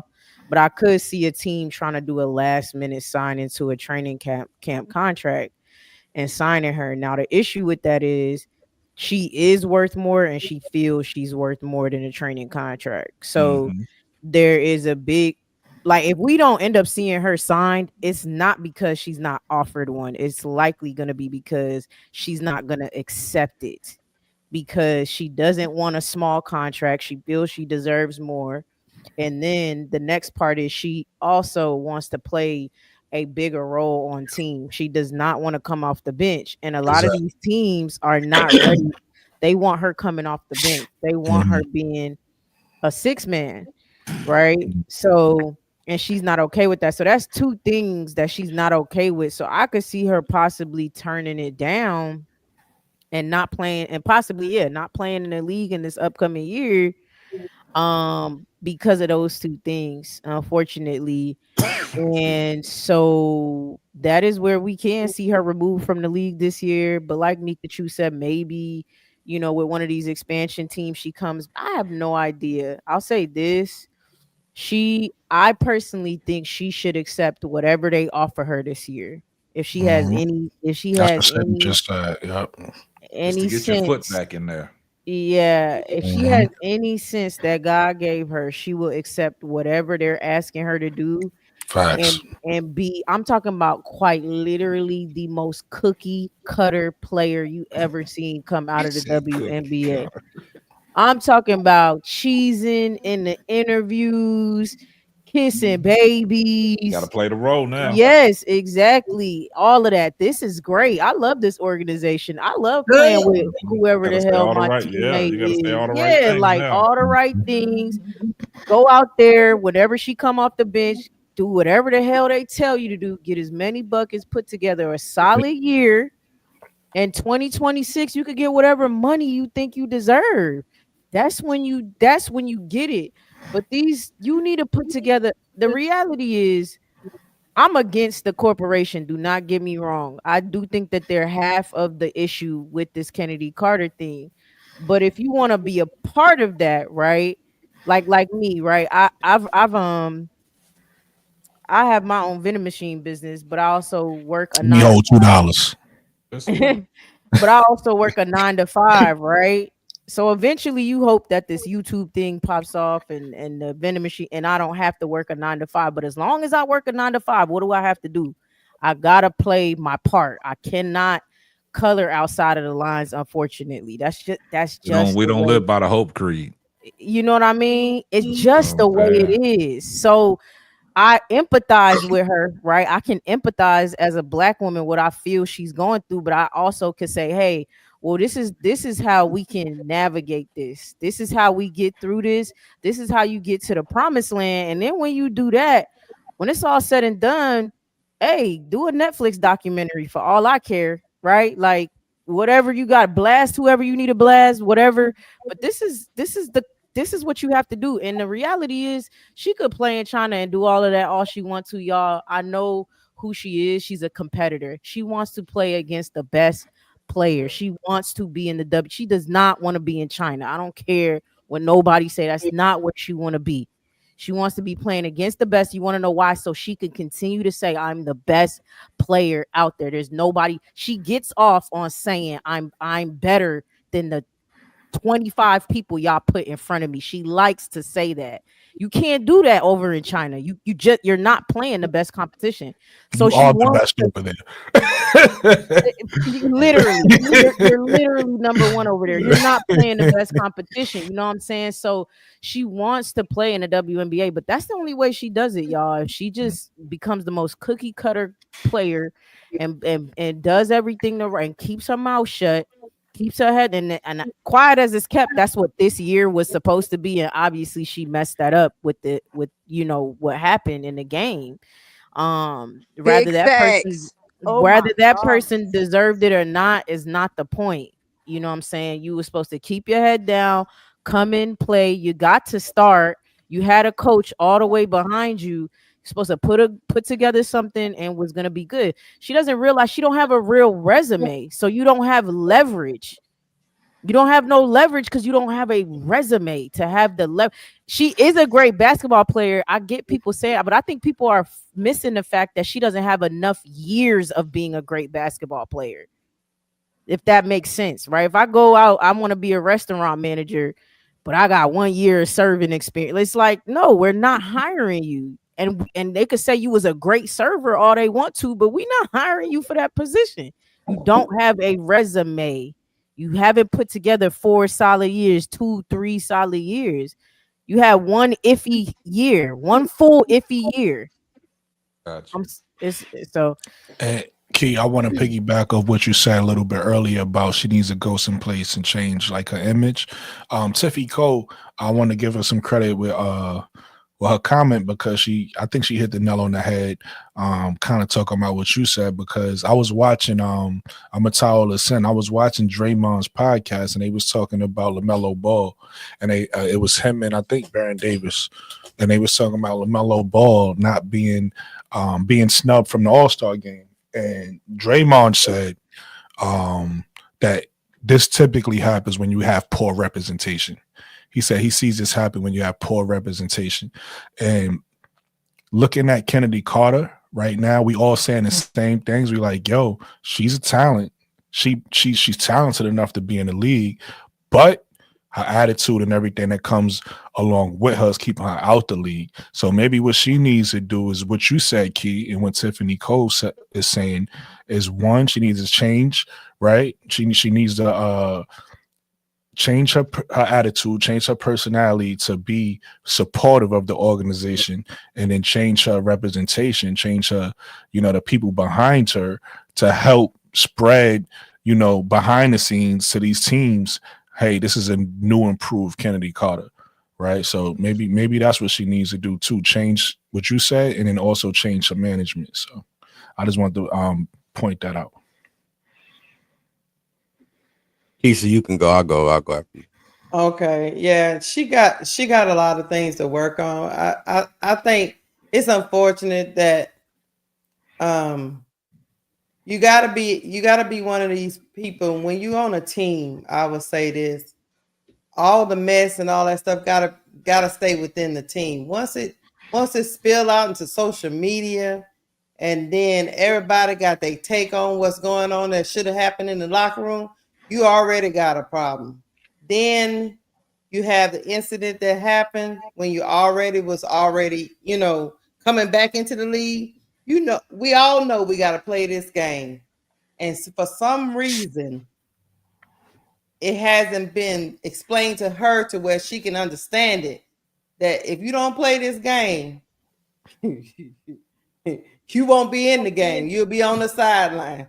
So never, bro. Not to cut you off, Keisha. I want you to keep going, but Bro Claude said this like months ago. When I first met him, you never gonna beat the system. No, you understand what I'm saying? Yeah, the system is a system. Is the system. I mean, you can work around it. You can maneuver. You can make certain little tweaks and try to get your stuff in. Just like us, but you ain't gonna be able to beat that system. Yeah, now you can try to fight the power. I'm with you. Let's fight the power. But I got to pay my bills at the end of the day, so I got people depending on me. So that's why you start. That's why I think after a little while, a little maturity, a little comes in, she'll get it. It's a hard look. It's a hard lesson to get. Trust me. Because you be wanting to tell everybody off. I'm one of them people. I give you a 2-piece real quick if I think I need to check you, if you disrespected me. And I get where she coming from. She feels disrespected. But sometimes it ain't about that, man. It's just about being a good teammate, being a good player for the organization. You just do that and then have your personal life outside. Don't let your personal stuff infuse in your professional stuff. Just keep that stuff professional and then leave out the locker room with your backpack. You don't even have to talk to them heifers. Just go do your job, go home. I think when she let it blend into I hate social media. When you let your professional life bleed into your personal social media life, it gets real funky. So she gonna learn. She gonna learn it. She's still young. That's my thing. She's still young, but these are things. It took me years, and us. I didn't have social media. It was just people knowing your business around the neighborhood when I was coming up. But my grandmother used to tell me, keep your business to your goddamn self. Don't tell people what you doing. Don't tell people about your personal life, who you don't like at your job. Don't be telling people that. No, keep that to yourself. Keep that stuff separate from your professional, from your personal. So I think she'll be okay. I understand she's gonna feel disrespected because somebody gonna come to her with that 58,000 a year shit. But they're gonna have all kinds of stipulations in that too. And then they're gonna have all them behavior clauses, for 60,000. You're gonna be looking at your agent like, what the hell? But you can't react. You gotta decide. Look, do I want to play in the league or not? It really just comes down to that.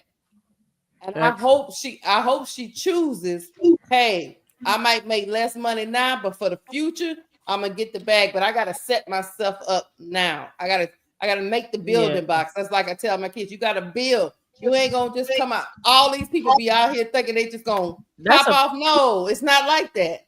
That's a personal thing too, Keisha. Like that's a personal thing. Like she's gonna have to come to that decision for her to better herself. That's stuff you do like on your own. I don't know if y'all have had that, like your own journey in life, you know what I'm saying? Like you just like, okay, it's time, right? Like you like, I can't keep doing this dumb shit, man. Like, man, if y'all knew what I was doing at 20, I think Chennedy Carter not so bad, to be honest with you, because I was wilding at 26, man. I thank God every day my 2 feet is still on this earth. So I mean, I ain't judging her at all.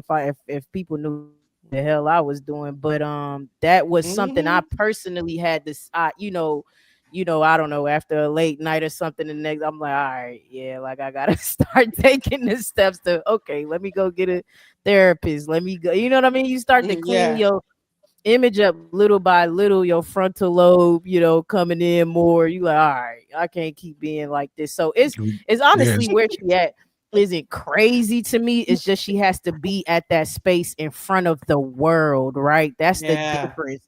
Having to grow up in front of everybody on this big platform, and they were not ready for it. Dana wasn't ready.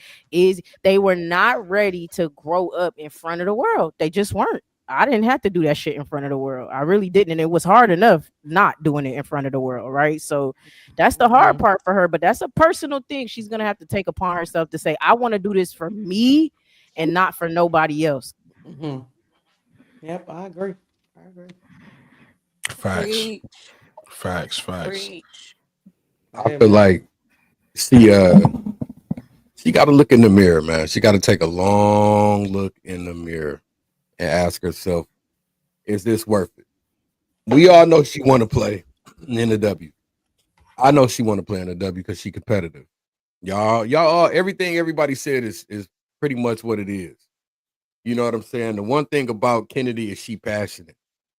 When she play basketball, she let her emotions kind of lead her way, if that makes sense, right? So in the midst of a game, she competitive, so that competitive nature comes out in the game. It comes out after the game, meaning throwing chairs and stuff like that because she's upset about losing. Some people are built like that. I used to be like that. You know what I'm saying? Like, I was a sore loser growing up. I fought a lot of my friends losing NBA Jam and stuff like for real. You know what I'm saying? So, like, I was competitive as ever. So I might be ready to fight you when I lost the game. Like, and I did that. I had to grow up. And now, if I lose, whatever. Take it on the chin. But it took a long time for me to get out of that. I ain't gonna lie. I'm just gonna be 100% honest with y'all. Like, I really messed some friendships up over losing, like, straight up. That's just real. She's a passionate player. Call. Somebody got echo. But I was gonna make a joke. Oh, that's me. That is you, Brooke. You up here twice on your own show. Yeah. Now you can't. We can't hear you, bro. You muted. How the hell I get up here twice and I'm? That's hilarious. I was gonna make a joke. I was just gonna say call him and apologize with. I ruined my own joke. I mean, the ones that I don't even talk to none of my friends no more. To be honest with you, I cut everybody off. But that's a whole nother story, man. But anyway, I hope that she get another opportunity. I hope she can learn. I hope that if she got to play in China another season, I hope somebody give her opportunity. I want to see that girl play in the league. She's my favorite player to watch in the W. She definitely all of last year. When I say all of last year, I can watch her play every day because she's exciting, right? It's certain players like Ja Morant, Allen Iverson. You know what I'm saying? At one point, Westbrook. She to me, she remind me of a woman's version of one of them, Kyrie Irving, right? They just must see TV. So, like, when she step on the court, you don't know what she might do. She gonna ooh and ah you with something, right? And she coming, like she coming. Every play she come down the court, she get the ball in her hand, she coming at you. She in attack mode. She's somebody who garner attention, right? Eyes is on her. Like, you gotta where's Chennedy at on the floor? Because if she get the ball in her hand, she could do some damage out here. And she can make it look pretty too. Like, you know what I'm saying? Because she's so athletic, man. Like, she got that something in her that you want to see. I want to see that next year. I'm sorry, but I want to see it selfishly. I don't care if she hits somebody in the head. No, let me stop. You just made me think that her giving somebody you was cooking biscuit while breaking their ankles. Why you was cooking and then you broke cooking until you got abusive. I'm sorry. I'm just playing though. But no, for real though. I want to see her play because she deserves another chance, man. And I know she'd have had a couple chances. Somebody just give her one more shot. I hope she learned some lessons over there eating her little Chinese food and all that. You know what I'm saying? You can't. Chinese food. I just call it that. Or chicken wings and veggies. Y'all know she want to come on home and get a hamburger, get some ribs, baked potatoes. You know what I'm saying? She wants some American cooking. She want mama's cooking. You know what I'm saying? You made T Carmella bust out laughing. Like for real though, bro. I want to see Chennedy play in the W because she deserved to be there. She one of the best in the league, man. She's top 3 shooting guard. But you know what? She must see TV. Like she. AD, send me that code, man. Which one? I just send me the code. Yeah. For sure. My phone is dead, man. Oh man, no, straight up, my phone is dead right now. And I've been sitting over here working on your thing, man. Man, got you tight. Hold on. I'm about to go black, y'all. Y'all, for the record, hold on. For the record, real quick. Let me just say this. I want to give this man credit, man. K-Sap, he really cares about this community. K-Sap is the reason why my page looked the way it looked. I know a lot of people probably think I did it, but K-Sap, I had an idea. No. Let me give you your flowers. I had an idea, right? And K-Sap took the idea. He took it to another level because he was like, "Yo, listen, you're not gonna take this generic thing that somebody done made on Canva and go with that." And the thing I had looked pretty decent. And K-Sap took what I had and he made it look flawless. Like this setup I have here now. I told him the colors I want. I told him the direction I wanted to go in, and he took my idea. He made it. But you spiced it up though. You added you got your topics where you need to be with switching your screen and stuff like that. You know what I'm saying? I learned from you. I added a little something to it.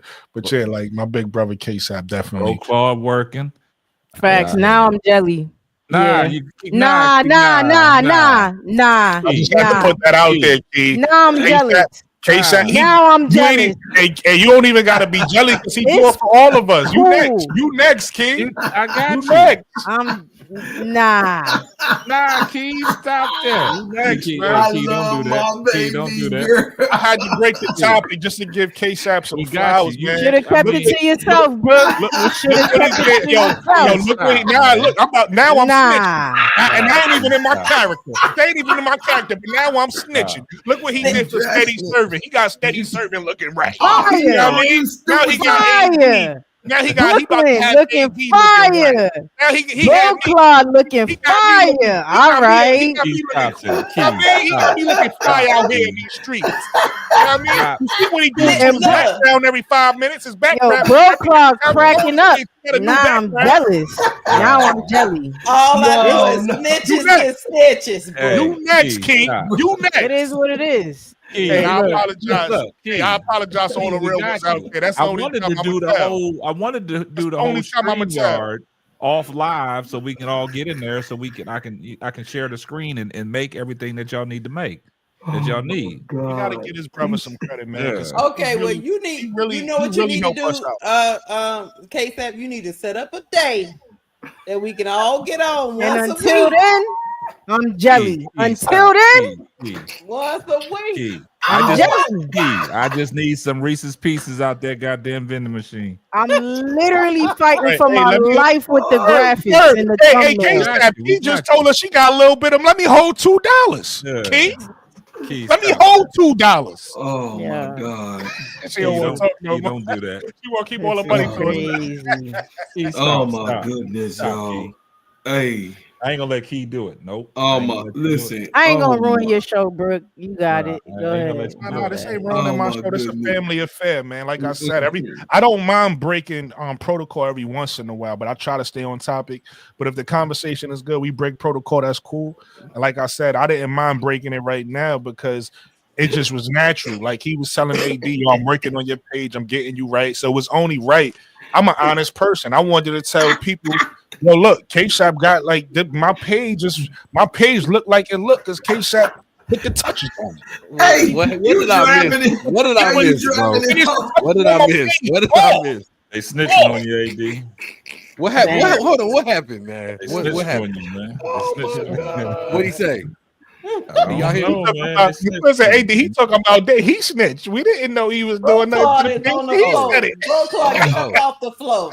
Hey, I need help. I'm not shy, man. I'll keep it real. You know what I'm saying? I just said K-Sap did my page too. He did my page. Yeah, I had to holler at the big homie, man. I can't wait to see what he do with it, man. Nice. You know, K-Sap is good at what he and let me thank you. Nice. Thank you, brother. Hey, thank you very much, man. Like for real, because you didn't have to take the time out your day to do that. You know what I mean? I appreciate you. I'm gonna set it up in StreamYard for you, and then we'll get a call, and I'll tell you what buttons to push. That's all. I'm gonna send you a cash app, man. I got that. I'm that's saying why I for always real. show love. Listen, super that's chat. That's just what I'm gonna do. That just good. Hey, AD, I hit him with the super chat. Sometimes you gotta show love. He show love. I'm just gonna send it straight to him. Send it straight to him. You feel me? That's how we do that. Yeah, that's it. Gotcha. I'm gonna look out. We're gonna wrap up the Chennedy Carter thing. I think we all want the best for her. Hey, Brooklyn. Yes. I wanted to say one thing about the Chennedy Carter thing. Well, a couple of things, you know. Also, all you guys' takes were great. Yeah. And I have to say this too. When we looking at these players, we also got to look at the inside of their minds, but we really can't talk about it because she hasn't shown receipts for it. Right. So I think it's more to it that she cannot control. But because she hasn't said anything, we can't go any further, which would take part into how she runs her game and how she speaks out and how she reacts to certain things. It's definitely there, but she hasn't come out and, you know, expressed it to anybody. Yeah, I feel you. You saying that you feel like she may needs real help, but we don't know because, you know, obviously, you know, none of us are doctors and she ain't come out and say nothing. So, you know, she might need real help. So send me that code again, AD.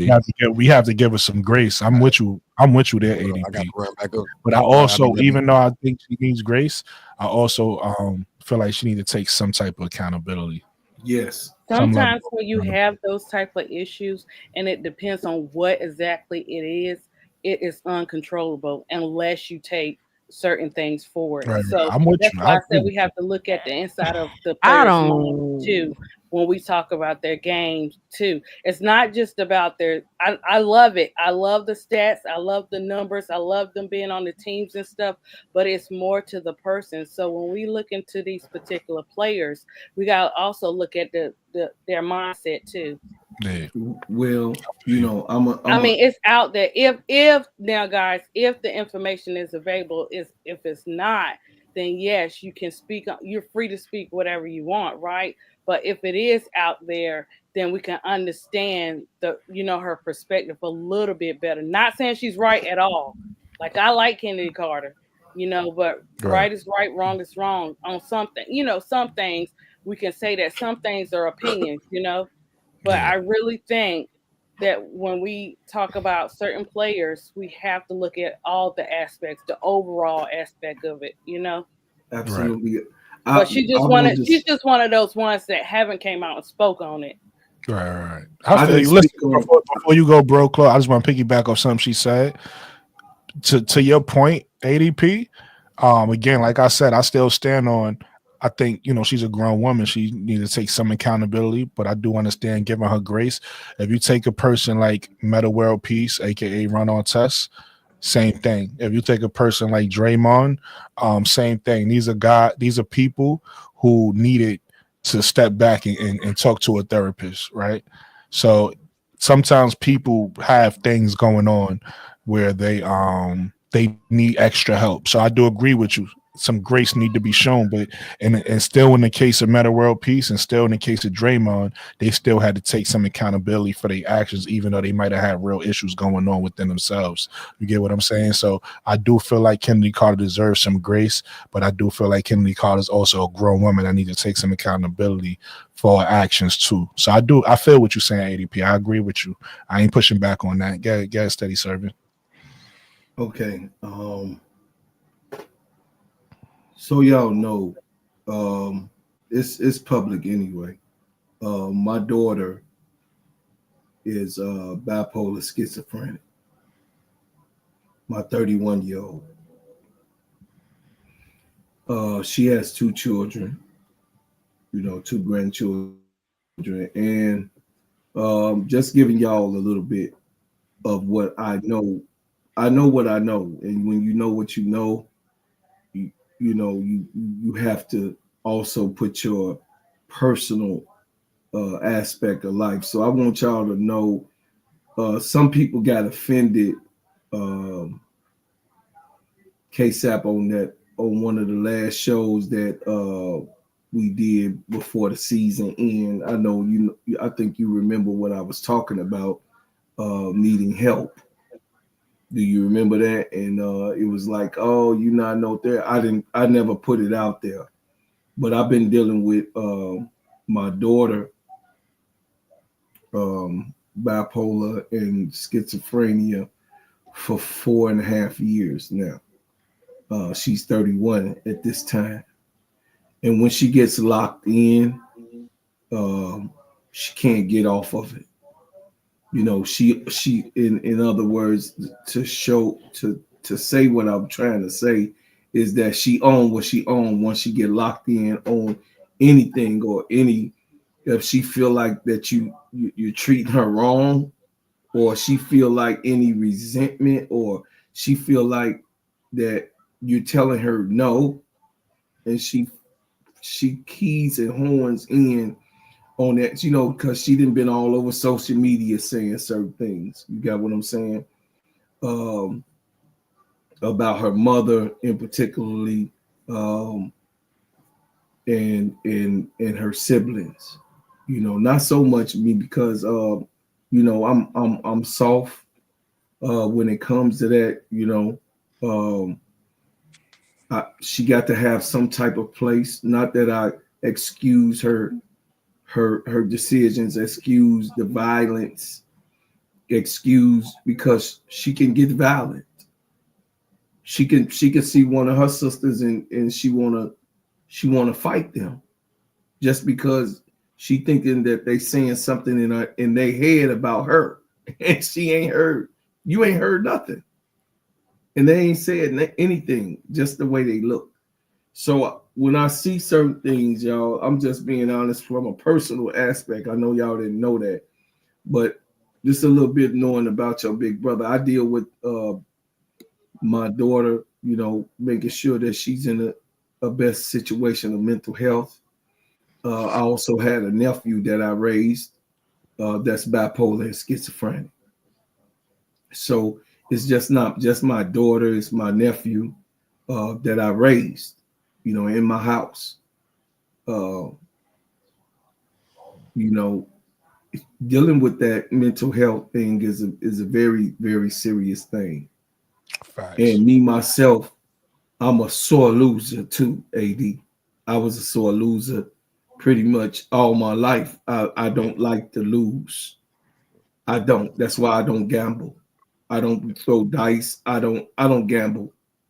I know how to play poker. I know how to throw dice. I know how to, how to get a bookie. My father was a big time gambler, to the point where, the mafia was calling the house and saying, we're going to put some cement shoes on you.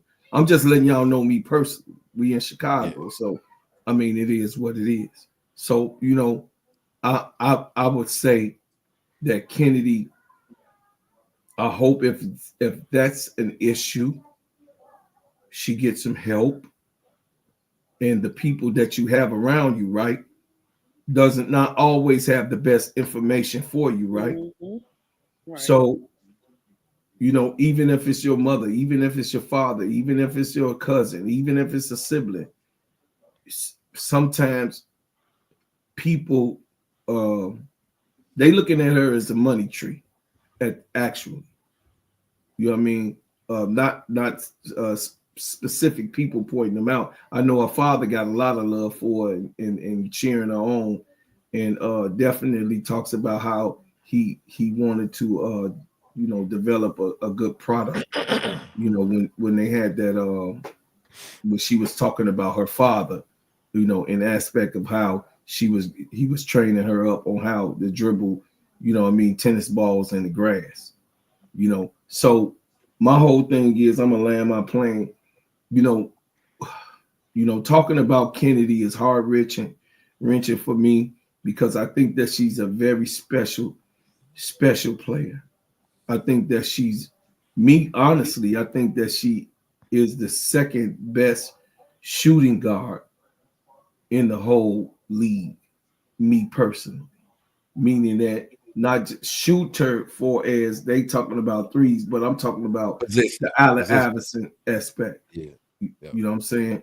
So that's where I had to add 2 second best. I agree with you. Yeah. So I'm a just say we gotta leave it alone, y'all. She gone.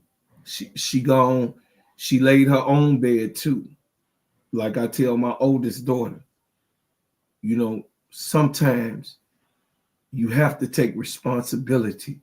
And daddy gonna always be here for you. But you gotta take responsibility in your decisions. And you have to, you know what I mean? If you didn't take your medication, that's your fault. You didn't take your medication today, baby. That's your fault because you know that you're going to get triggered. It's not nobody else's fault. And nobody else the world don't give a damn about you that you triggered today. The world don't care. They really don't. Y'all see the girl she ain't got a damn job. They don't give a damn. She got triggered, she reacted, and she don't have a damn job right now. Let me ask you this before you land your plane, just to like end it on a positive note too. First of all, I love everything you said, and thank you for that. Thank you for sharing. I appreciate that. You know, mental health is definitely important, and people need to hear that. And you know, I appreciate everything you said, but to like kind of spin it more on a positive note instead of talking about or saying, you know, she kind of made her own bed, which we all you know kind of know and feel. What do you think? And you know, landed with this. We all know the writing is on the wall, definitely with the Sky, probably right now with the WNBA. Maybe not. We'll see. You never know what news we're gonna hear in the next few months or whatever the case may be. But in your opinion, if you had to just throw your GM hat on or whatever, your management hat on, maybe you're a part of her team or whatever the case may be, what do you think is next for her though? Whether it's with the WNBA or not, like what do you think is next for Chennedy? I think that she will be back into the league. I think that she also someone with the CBA, if she doesn't get in this year, the CBA will actually require for that type of help for mental health. That's one of their big subjects. I did look into that, you know, getting mental health, emotional health, you know, for the girls to be doctored on mentally, physically, and emotionally and socially, you know, even with the babies and whatever. So in the new CBA. So with the new CBA set up, it'll be it's programs that are going to be moved around the actual league for a mental health situation. And they got one actually down there in Unrivaled, you guys. They got a mental health counselor down there right now in Unrivaled. That's facts. You know what I'm saying? You know what I'm saying? So what I'm saying is this. Man, I'm a little emotional about it. But we have to move on from talking about this baby that she didn't lost. You know, she 26. I get it. A lot of people like, hell, she ain't no baby, but she a baby to me. 26 is young. That's young. Yeah. She lost grace because assholes can't figure it out or don't have patience to say, okay, that incident happened. Now, if she put other people at risk, I could see that.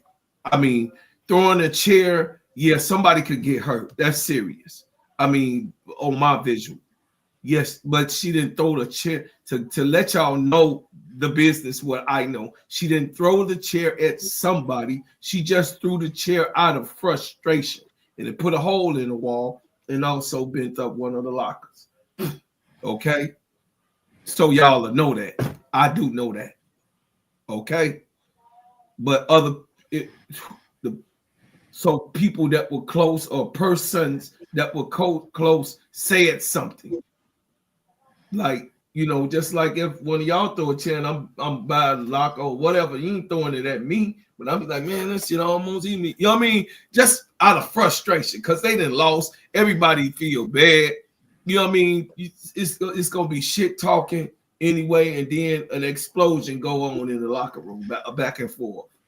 You know what I mean? You ain't shit. You ain't doing shit. Oh, you ain't doing shit. Oh, you know what I'm saying? If I did, all of that went on.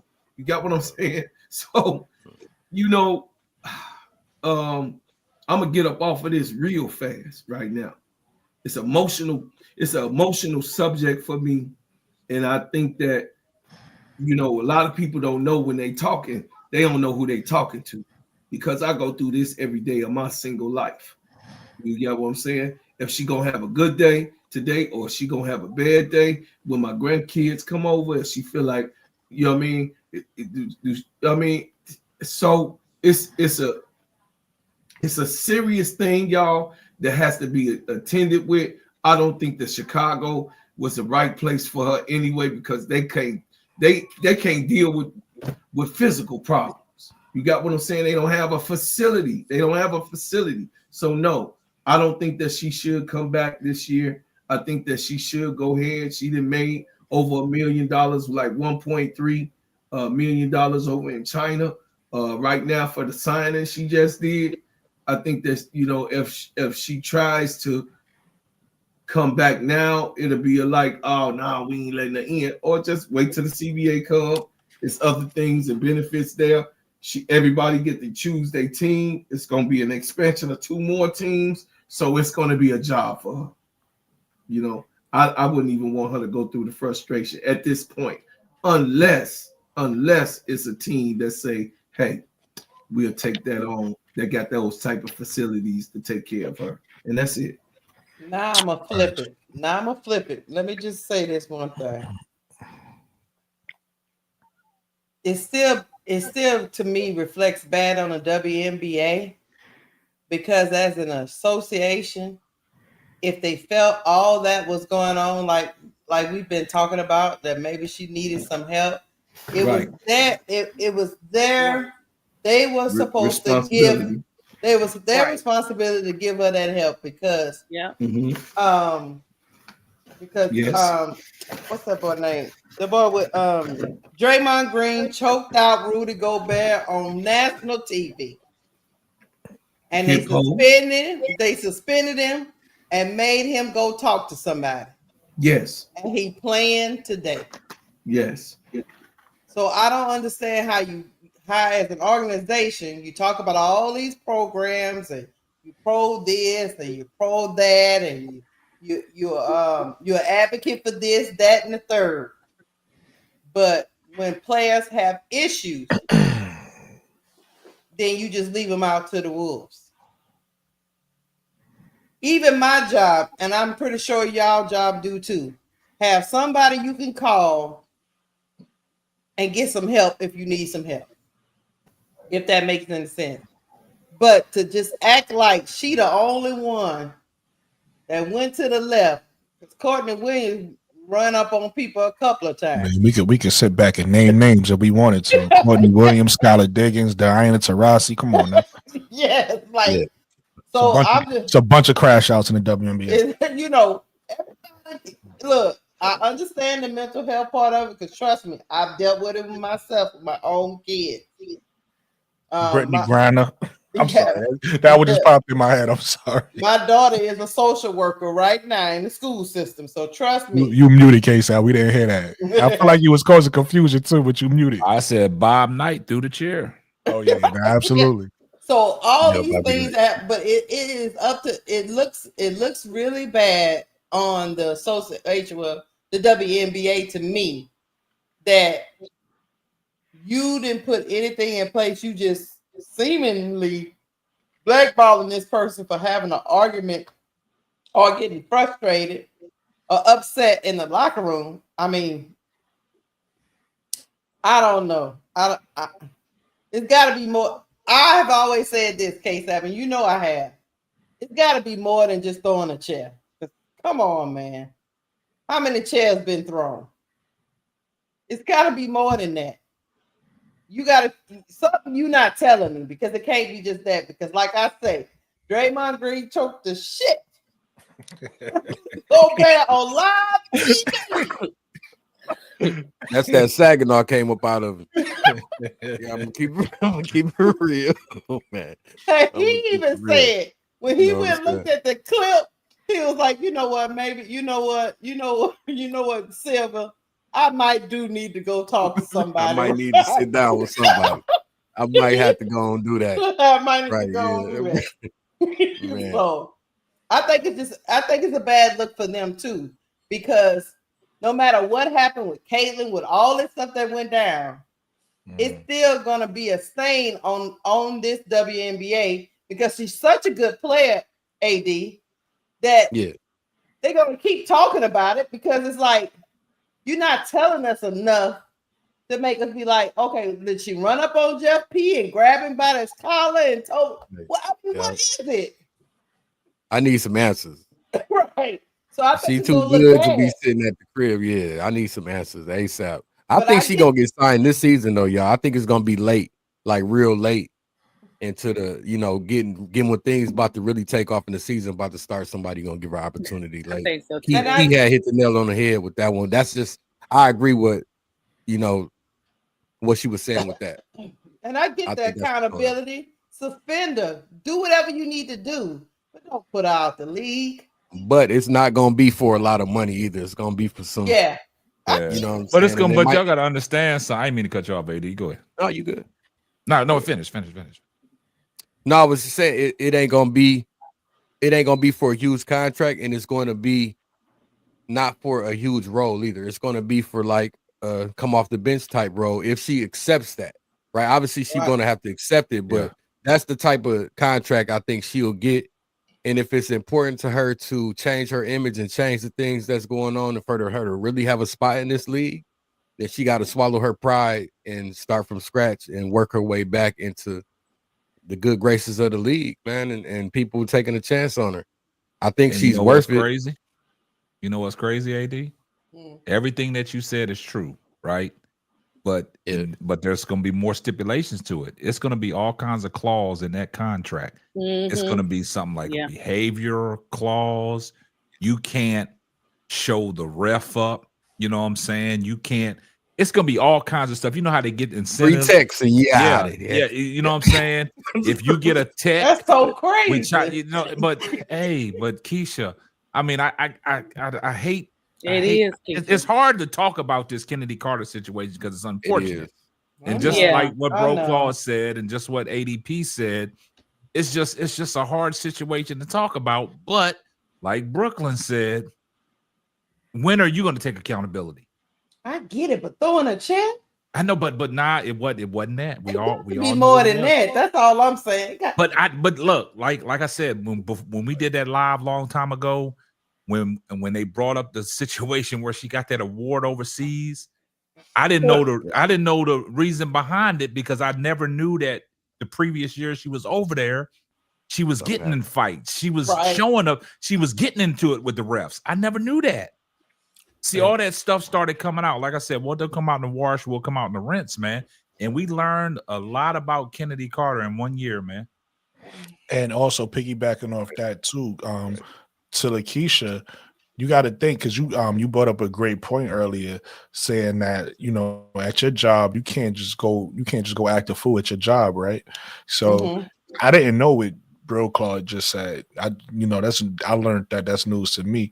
Listen, Lakeisha, and you on my IG, right? Some of y'all on my IG, so y'all know what I do for a living. You already know that, like, in these organizations, it's certain things we can do and we can't do, right? I could get in an argument with one of my coworkers that I can't put my hands on them. Right, I lose my job. I lose my job, right? I think that's nationwide. That's nationwide. Right. No, absolutely. Nationwide is on your side. That's nationwide, absolutely. And then what also might be nationwide is probably nationwide too. If I damage if I damage property, right? That's a lot more serious. Like that elevates things now, right? So you throwing a chair now.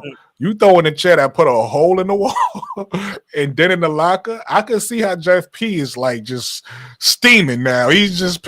And this, we talking about an organization that really didn't want to, like they did it now because they had to, but they didn't want to get no damn facility.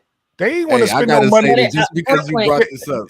Yo, but hold on real quick. Hold on. Let me land my plane and go. They didn't want to. They took so long to buy it for the invest in a facility.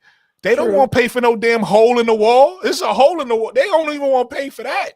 You get what I'm saying? So. They just all they had to do was call 1-800 choke that hoe, and they would have got somebody to come down there. She said choke that hoe. Listen. This is true story, no joke. True story. Right? When I was in, I think the 6th or 7th grade, I think I might have been in the 7th grade. We lost a game of floor hockey. All right, we was playing in the upstairs gym, and our gym teacher's name was Mr. Stanbridge. He basically called some foul shots. Me and the dude named Mike Harrison was beating these kids. And the kids happened to be some white kids, right? And we felt a certain way about it. And he gave them penalty shots with nobody to block it. It was like a tournament. We had been playing it for like a whole week or 2 weeks, a whole block, right? I was so mad after that. I went and got one of them old chairs, the chair with the ceramic. It got a little ceramic piece right here, and the ceramic piece you sit on, right? And it's metal. I had that chair, and I waited for him to come through the doors, and I threw it and blew his feet out, right? So no joke, straight up. I told you I was sore loser. I blew his feet out. I run down to the locker room, and I go to my next class like nothing happened. They came and got me. Right, they came and got me, took me to the principal. He was about to press charges on me. So my dad came and got me, right? I went home. My dad whooped me so bad because that chair cost $48. And I'll never forget how much it cost, because the whole time he whooped me, $48. He didn't care. He didn't care about I threw the chair, I hit the teacher, none of that. $48. You cost some money. Right? $48. That he ain't want to spend. You $48. I swear I swear to Jesus on this story. He whooped me so bad, I was suspended. But had I been able to go to school, he wouldn't have sent me, because I had black marks on my legs, bro. I'm talking black. You know what I'm saying? Black, straight up. That was the worst whooping, one of the worst ones he ever gave me. $48. It was about the money that he had to had to pay back to the school because of that chair broke. Nate always coming in at 3:00 in the morning, man. Yeah, Nate about to get Nate. Oh man, look, check this out. He want to call it 1-800 number. Damn near 3 hours, but AD, I got you. I set it all up in I set it all up in StreamYard for you too. So all you got to do is I labeled them at the bottom. So yes, sir. I want to show you so you won't mess it up. I had to show Bro Claude. I don't want you to mess up the navigations, man. I got you. Hey, can we whenever I'm on your time. We'll do it when Brooklyn shut it down, man. I'm gonna tell you to go ahead and log in this. I created a test room in the StreamYard. I'm gonna be honest, K-Sap. I need to go to bed, man. Okay. I gotta be up. Get with me tomorrow then. Get with me. I gotta be. Hey, thank you. Hey, K-Sap, do me a favor though, man. Text me your Cash App, bro. For real, man. Come on, man. Yes, I'm serious. Hey, you ain't gonna tell me no on this one. I got you. Send me your Cash App, please. I ain't got Cash App. If not, I'm gonna find it on your RC on your channel. I ain't got Cash App. I'm gonna get it one way or the other. I'm gonna give you some money, look, bro. We'll get together tomorrow so I can navigate you through your thing. I created you a live panel just like what Brooklyn got here, so everybody can fit in the panel without covering all your stuff up. I got you. My brother, man. Thank you, man. Thank you so much. I labeled everything at the bottom too, so when you put your, how Brooklyn to go to put like something up on the screen and stuff, so it won't hide nothing. Got your media slot, got your camera slots. I got you. That's what I was over here doing, man. OG K-Sap, y'all. Simply Ball Dropping Podcast. Hey, y'all hear me? You in the game now. You in the game. Hey, the one you got to keep Brooklyn. Look, check your cash out. The one you got to keep your eye on is Keisha. Oh man, I appreciate you sent me something. I appreciate. Keisha know what that, she's doing. Her and her daughters, they collaborating. They know what they doing up there in that man. Everything you're doing is going up, Keisha. For real. I'm very proud of just your whole movement. I'm for real. Thank you. On everything. I'll be over here. Oh man, hey, like bro, Claude. Hey, bro, Claude and Nate. I want to say because I didn't even know Nate sent me something. I looked in it the other day and I said, "Oh shit, Nate done sent me something." Yo, bro, Claude, Nate. Thank you, man. I appreciate that, man. Yeah, I donations. Anybody want to send a donation? My Cash App is right there on the screen. If you don't want to use Cash App, you're gonna have that super chat there in a minute, boy. It's coming. It's coming. It's soon, baby. Soon, baby. But the Zelle is also there on the screen. If you just put your phone up and scan the Zelle. Oh, Nate worked a night shift. that way. Oh man, he worked the night shift. Okay. Yeah, that's why he be up. Yeah, Nate work overnight. So when I used to be up late, like tonight is my last night being up real late because we talked about that, bro, Claude. Right. Yeah, I'm doing workouts. Us light skinned people don't work overnight. Yeah, so now I had to throw that in there today. So look, everybody tired, right? Let's because part of the reason why we don't get through the show is because the side conversations, which I enjoy. Go ahead and finish it off. Yeah, that's what I'm saying. I enjoy the side conversations, but I want to get y'all. I want to get y'all to bed. So, came for the D block. We gonna move on to the next topic. Finish it off. I just want to say thank everybody, man. Thank y'all. I gotta bow out, bro. Like for real. No, definitely. If you gotta go. I'm gonna end the show. I'm gonna end the show though. So if y'all gotta go, definitely go. Oh, you about to end it right now? No. I mean, I'm gonna get through Brooklyn the show. gonna be. For sure. Get through this topic. That's what I'm saying. If you gotta go, Gadden definitely. I gotta be a good thing. My fault, y'all. I apologize. Now you good. And listen, people dip. People, you ain't the first. Couple people done dipped already. People dipped throughout. If you gotta go, you gotta go. There ain't nothing. Yeah, man. Thank you, Brooklyn, too, man. Thank you. Absolutely. I'll holler at you tomorrow. AD. We'll get together. Yeah. Hey, we be through. Sure. I'll be through there. I'll be through there tomorrow. I'll be available, or not tomorrow. Yeah, tomorrow evening, and then tomorrow. Thursday I'll be available, and then Sunday. Those things, you know what I mean. You can just hit me on the IG. We talk. You might need to fire Bilal tomorrow so we can raise your channel, man. We can get it. I would love to. If everybody can be available, I'll do it, man. I promise. Live. I'll be available tomorrow for you. Hey, bro, Claude. I need your contact information, my brother. Somehow, some way, I got to get your contact. You go to IG. You go to. I can put everything in there because that's everybody. Yeah, it ain't no outside people in that, right? Yeah, no. Yeah, so I'm steady _ENT sports. Steady I'm in that group. I'm gonna put my contact information in that group. All right, man. Go ahead. And then in the show, man. Go ahead, right? And then we gonna talk on a regular phone. Yeah. All right, go ahead. Yeah, for sure. All right, bet. Have a good night, everybody. Hey, K-Sap, good luck. My bad. All right, but listen, so we're gonna just move on to the next topic, which is UConn is looking March Madness ready. Everybody saw the game against South Carolina, and then also the previous game before that. I forgot who they played, but that's another game where AZ Fudd went off. Had a bunch of threes, scored really good numbers. So, what's your thoughts on UConn getting healthy now? AZ is healthy now. Paige is looking like she's everybody was low on Paige, talking about she wasn't playing like a leader, playing like she was ready for the moment. And then also I forget the other girl names. A lot of people. She came back from injury too. I gotta pull her up. Anyway, what's your thoughts on UConn?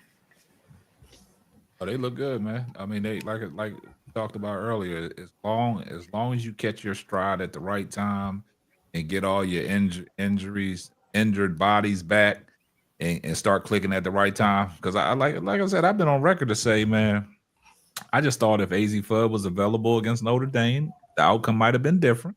Even against USC, the outcome might have been different. The only reason why I say that is because Paige out there on the island, she ain't got no running mate. When Ozzy's out there, it's making everything, well balanced for her because you look at the game they play South Carolina, right? You look at that game, right? And Paige Beckers didn't shoot the ball well. She's 3 of 12 from the field, but she had 12 points, 10 rebounds, 7 assists, right? Nice. Or 12 points, 7 rebounds, 10 assists, right? So she was setting everything up. She almost AZ Fudd was the beneficiary from that, man. And like she was able to create space. Now they not honed in on, if they honed in on Paige, Ozzie Fudd ate him up. I just think if, like I said, we know Ozzie Fudd's skill set. We know what Connecticut and Gino Auriemma will bring to the table when it gets down to tournament time. But they got to be healthy. And that's why I fell back on AZ Fudd, because of her injuries. But if she is past them injuries and she looks like she's looking these past 2 games, 34 she put up against St. John's, coming off a career high, then she drops 28 on South Carolina, right? In South Carolina, right? Yeah. So, she's a big-time player. She just got to stay healthy. But UConn as a whole, like I told Keisha, anytime you got Sarah Strong out there shooting threes, man, you know what I'm saying? It's the whole spacing of the floor. UConn looked like they was ready to take that next step and say, hey, this year we got a chance to win it. And then, USC popping UCLA, man, that's just, it makes it good for it makes it good for UConn. But I just think UConn at the right time, they peaking at the right time. I think Gino Auriemma found something out, you know what I'm saying, with the likes of AZ Fudd and Paige Becker. I think they complement each other, and I think they can make a long run at it, man. Facts. So don't be surprised if they hoist in that championship, man. Yeah. What's your thoughts, Lakeisha? Like I said when we was doing the screen, if they start playing like that, because they didn't play like that the previous games before, I want to say some of it is Gino. Sometimes I know he was getting on his star players, but some of the how he had them playing, when you go up against a team, basketball is about matchups. If you know South Carolina is weak in the post, then you attack it. Yeah. He attacked it. Mm-hmm. They lost that game on the boards. Oh, they was getting killed. AZ Fudd did have a good night, but they was getting killed on the boards and second chance points. Yeah, I think they couldn't get the ball back. Yeah, I'm talking about South Carolina. They got one attempt. No, I agree with shot, you. Yeah, and that was it. And South Carolina wasn't hitting. So yeah, I was just gonna add to what you're saying. I think they got beat on the boards, but I think they also got beat in transition. Like the way he had UConn playing, they was running. South Carolina, and they was just taking that, they was hot. So they like K-Sab said, Paige, this wasn't a big scoring game for Paige. She was coming down and just finding people, dishing, bam, bam, bam, coming down, dishing. So yeah, they lost in transition too. And I think with South Carolina, when it gets time for tournament time, and I'm pretty sure Dawn is going to adjust because she always do. It's cool to have a balance, and I get that. But at some point, you're going to have to pick who is your go-to people. Because who do you think they are? Because I got 2 people on mine. Who you think? You talking about for South Carolina? Yeah. Who you think the go-to should be? Lord Jesus. They so... You want me to say what I got in mind? Go ahead. Because I want to say... I think it got to be Joyce Edwards and Fawali. I was about to say that. 2. But Dawn don't want that. Yeah, I think it's those 2. They got to be the go-to for them. Now, is she gonna make that change, Brooke? Yeah, I don't see it. I trust Dawn though. I'm not gonna sit here and act like I know better than her. But that's right, Yeah, I mean, I like Tahina Pow and what's the other girl? They started. They got Chloe Raven. Kitts. They got Chloe Kitts. I think Dawn has to know. And look, I'm not saying I know better than the great Dawn Staley. I'm not saying that. But when you realize the pain is getting physical, Chloe is not your girl. Oh, no. Facts. And then also, but you left her out there, right? And then also piggybacking off of what you said, you noticed when they need a bucket, sometimes when nobody could get a bucket, the 2 people that get a bucket is either Fawali or it's Joyce Edwards. Those are ones that could get a bucket when nothing else is working. So it's like those are your cornerstones. You need those two, one way or another. So, and I don't want to say because when her started, she has a great start in Te-Hina Pow. Yeah, but Te-Hina Pow, in my opinion, is doing. I mean, sometimes she's running the point off of Raven. Sometimes she's coming off the pin downs and all this stuff. What is her defined role on the team? Is she going to just get buckets, or you want her to run the offense? Because if you got Raven out there and she's not really shooting, she should be running the offense so everybody else can get set up to make shots. You know what's interesting about what you said, Lakeisha? I was thinking about this, right? We take a look at Paige and we say Paige is the overall pick, right? We all pretty much inconsistent with that. We take a look at Olivia and we say Olivia could be the number 1 pick as well, or number 2, right? Right. And they both are two people. Obviously, they got a lot of help on their teams, but they two people who lead their teams, right? Obviously that Notre Dame team so good where sometimes you're gonna have Paige, you're gonna have Olivia have a good game, you're gonna have Hannah have a good game, you might have Citron. So they could rotate it because they have a lot of good players over there, right? When I look at South Carolina, and I'm like, yo, who's the player that should be named with the Olivia Mileses of the world and the Paige Beckers of the world? It's Te-Hina Pow. But she's not. It should be, right? Like when we start talking about the draft, to Bro Claw's point, we should say Olivia, Paige, no order. Pow. Like it should. That's how it should go because South Carolina is one of those teams, right? When you start thinking about those teams, that's one of those. When you think about USC, Juju, right? You start thinking about Texas, Madison Booker. You think in South Carolina, it's supposed to be Te-Hina Pow. That's how that should work. But maybe it's Dawn's system or maybe it's Pow not really being assertive. I will say this, I said this. This is not the first time I've said this. I said this in the past. When I start thinking about the best shooters over the past 5 years, you think Caitlin Clark, you think Paige Beckers, you think Sonia Citron, you think Pow, right? The problem with Pow, the difference with her, with those other three, as you can see with AZ Fudd now, will go out and get you 20. They'll go out and get you 30. Pow won't play like that, but she'll be the most efficient one out of all of them, right? Her efficiency numbers will be way higher than all of them.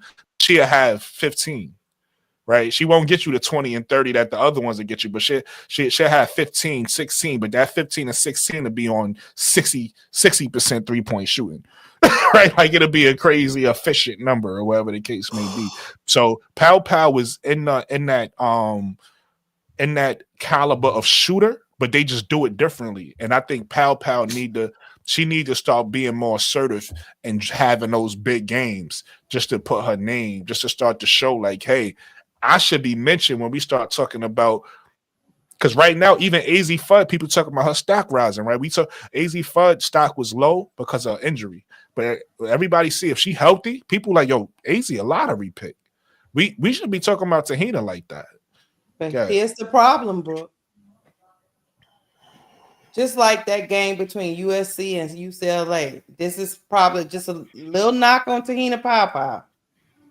When Juju seen that her team needed the scoring and nobody else was hitting, she went. Te-Hina Pow was in that game and realized everybody couldn't put a basketball in the ocean, and she did not go. Yeah. And that's the reason why that's the difference. No, I agree with you. And that's the reason why I say she's gonna definitely be a first round pick because of efficiency, but she's not gonna go high. She's gonna go middle to the bottom of the first round because of that, because she's not one of those players where you could say she's gonna, like you said, she's gonna take over. She's gonna do this. She hasn't shown. I'm not saying she can. I think she has the ability to. But you got to show it. Again, you know how I am. I'm not the type of player. I'm not the type of person that's going to be like, she could do it because I believe it. I got to see you do it before I say you can do it. Mm-hmm. Okay. I'll let y'all. I'll let y'all get it out. I'll let you get it out, Keisha. Mm-hmm. I'm going to tell you this. Dawn Staley has the way that she wants to run her offense. Tahina Pow does not have the green light in this mad crazy work. She don't have the green light. I'm telling you that I know how this offense works. She has a share the load, get it to my big at all costs mentality. She has her method and her system. This is the way she wants to play. She has basically told Malaysia, no, Malaysia, you can't take over games. This is not the way I want the offense to run. No, Tahina, this is not Oregon. So if y'all remember, see, this is where I always get into a depth conversation with Dawn Staley's offense. And I had to tell, I'm not going to call the podcast name, but I had to show them where Dawn Staley is who she is. And like I told y'all, you and Key and me was on there, Dawn Staley is not going to change. Her and Gino are relevant, world-class champions, and she just come off of a championship run, and she's been there each and every time or close. You dig? So she's not going to get from her method. She has a share the load mentality. Everybody you be a star in the NBA, in the WNBA. Don't be a goddamn star here. The star is the team. This is the way she plays, and it's the way it's orchestrated. Don't think that Tahina Pow can't put up big numbers. Don't mistake that.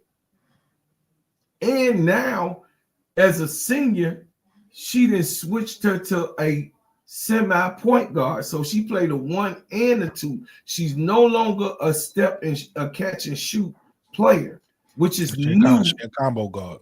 She's a combo guard this year. Last year, she was just catch and shoot. That's all she had to worry about. Camilla was in the middle. She get on the wing. Raven attack. They wasn't too much worried about if Raven was going to hit or not. They had Johnson over there that attacks and got a 3. And Kits, when she come in, mucky up the middle with Camilla. This is a different role. Camilla is not there, y'all. So she don't have a dominant center. She don't have a Kiki. She don't have a Betts. She don't have a Strong. Y'all got to understand this. The offense is what it is because she don't have that dominant big. She don't have Maddie Westbelt. She don't have that. She don't have that.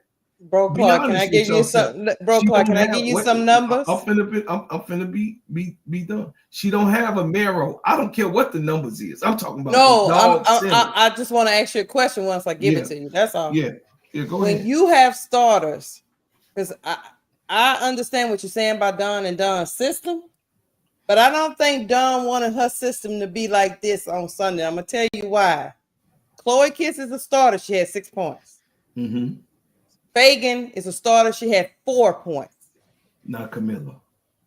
No, Fagan. Sonya Fagan. Bree Hall. Camilla. No, that's not what I'm saying. I'm talking about the other positions on the floor. Camilla didn't score 30 points a game either. Bree Hall had 7 points. Tahina Pow had 10 points. And Raven Johnson had 0. You know who had the most points on that team? The bench. For Wiley. And Joyce Edwards. And Joyce Edwards, yeah. The bench. I guarantee you, Dawn did not draw it up that way. No, she didn't. You 1,000. Listen, baby sister, you 1,000% correct because she has a system on share the load. So whoever's hot, that's who for that moment, whoever hot, that's where that ball gonna rotate to in the system. They're gonna, you know what I mean? I mean, we've seen it many times, even with Joyce Edwards. You got what I'm saying? So but over the years, let me say this, she has had that big that she can, that dominant big, that's 6'4" and up, because Asia's 6'4". That's 6'4" and up. She's had that type of big in her cipher, as we would say, in her rotation. She don't have that.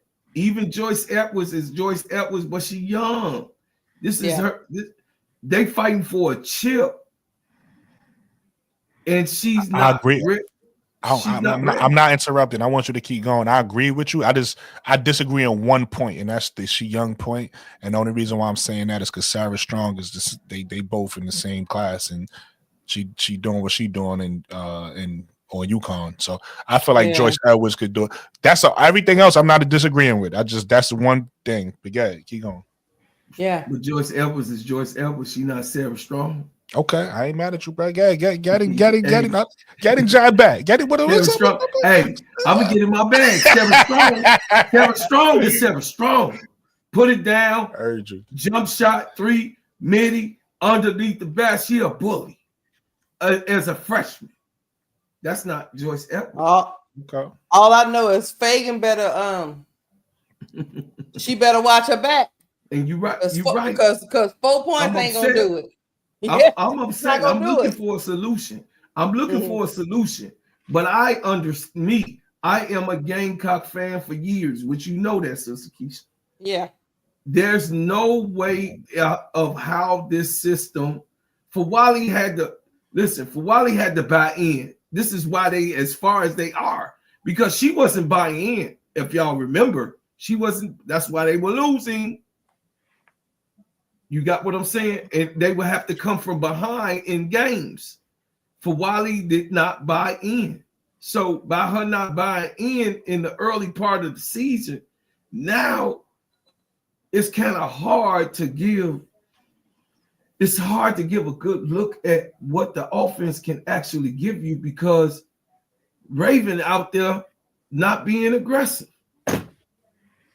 She's not being aggressive. That's not how the offense is supposed to be. But Don has to take responsibility. Then you hear she said the loss is on her. She's stopping these girls from being aggressive. What happened to Johnson? You know Johnson to have 10 to 15 points a game. Johnson not in your, and she's an accurate 3-point shooter in a regular shot too, brother Brooklyn. Yeah, she has 0 points that game. Yeah. I mean, come on, man. So Don Staley has to understand Camilla is gone. Edwards can deliver at a certain point, but you got to turn Malaysia and Pow and Johnson on. You got certified wings that can kill them. You got certified bona fide wings that will shoot anybody out in the league. Johnson and Pow alone. You got what I'm saying? So, I'm going to leave it. I'm going to land with this. If y'all want Don Staley to change, she's not going to do it. So what I'm trying to do is figure out what's her next move. Because she cannot go into the Final Four with the way she's running things right now. She cannot. She's not gonna. That's pretty much my point. Yeah, you said what I was saying. Changes. I know you saying she probably won't change, but some changes got to be made. That's all I'm saying. Some tweaks, some adjustments, something. If she do, I'll be surprised. But as of what I know, my experience with over the last 10 years, she has not changed. And they all stand on that. Gino stand on what he stand on. But you lost Ashley Watkins. You got to change, though. That's a little special, though, bro, Claude. Hey, listen. You don't have the personnel. Hey, listen, man. You guys killed that topic. Both of you guys. Nah, definitely. I gotta give you guys your props. Y'all definitely did your thing on that topic. And I'm not saying I know more than Don. Trust me. Please don't kill me. I do not know more than Don Staley. Facts. Neither one of us. Shout out to Don. Shout out to Don. All right, so moving on to the last topic. Is UCLA still the team to beat in college? I know we all seen what Juju did. I think we all, it was nice to see Juju have a game like that, man, especially when we see certain games where Juju come out and she's just gunning, the shot's not falling, or, she's out there and she's trying to score over 3. So when she out there and it's clicking and everything looking good, drop 38 is, and then also they play again in a couple days, right? They play again. So that's going to be exciting to see what happens in game 2, to see if you, in my opinion, if USC beat UCLA again, they go to number 1 in the power rankings to me, in my opinion.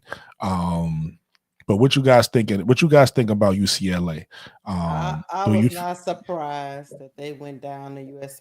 I was on my own live stream and everybody said UCLA was going to win. I was the only one. I think USC going to win. Really? It was brass tacks, key. I said, yeah, because I can never. It's just something about Lauren Betts, y'all. It's just. I'm biased because I seen a lunch get 8 last time against Angel and them, and I got that stuck in my head that when stuff get physical, she get a little shrink. And all USC did. Think about this, Brooke.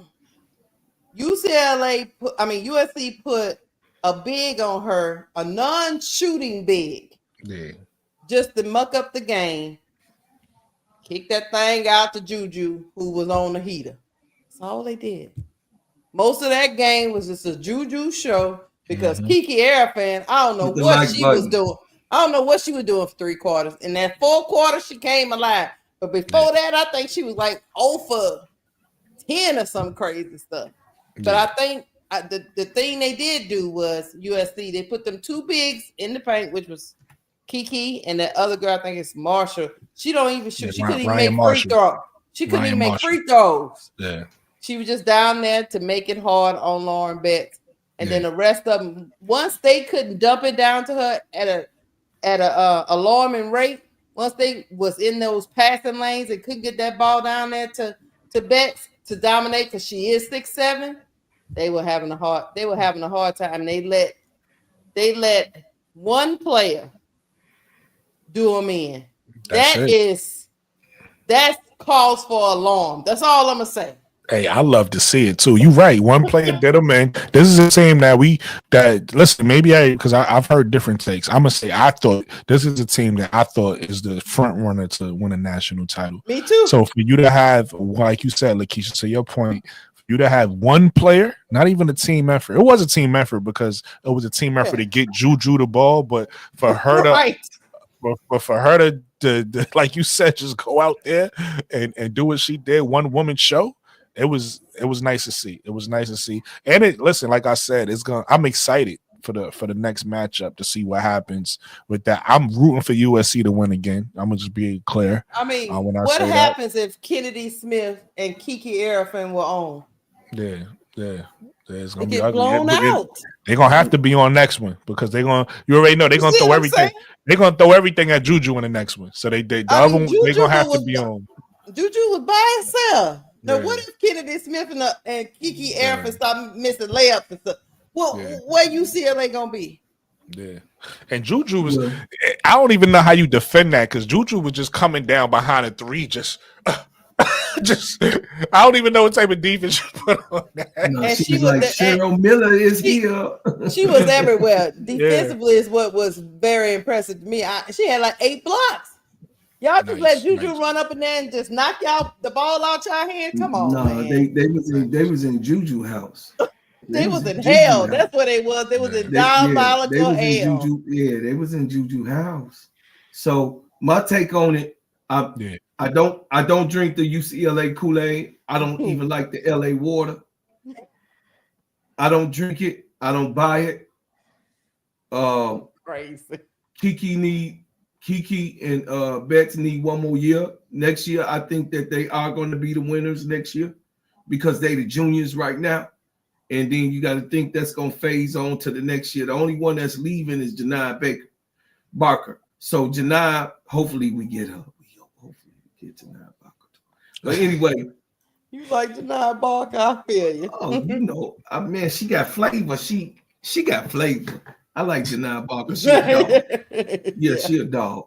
You know what I'm saying? But anyway, I never bought into the UCLA. Like I said, I told y'all my team: South Carolina, Notre Dame, LSU, and UConn. They're my 4 teams. I always stick with it. That's gonna be the Final 4. I don't buy the UCLA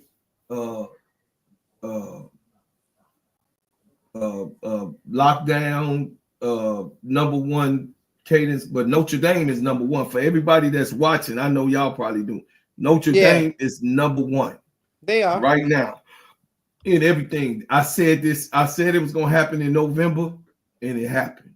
I told y'all what it was, and it did. So what I'm saying is this: at the end of the day, USC is on my scope. If you know what I mean, my number 5 team is Illinois and then USC. You know what I'm saying? But you know, I'm gonna take the Illini. They gotta be always in my top 5 because I'm from Chicago. We in Illinois, and I gotta have at least have my own state there. But anyway, as we stand right now, everyone has to understand there only are 4 teams that's really going to do it big.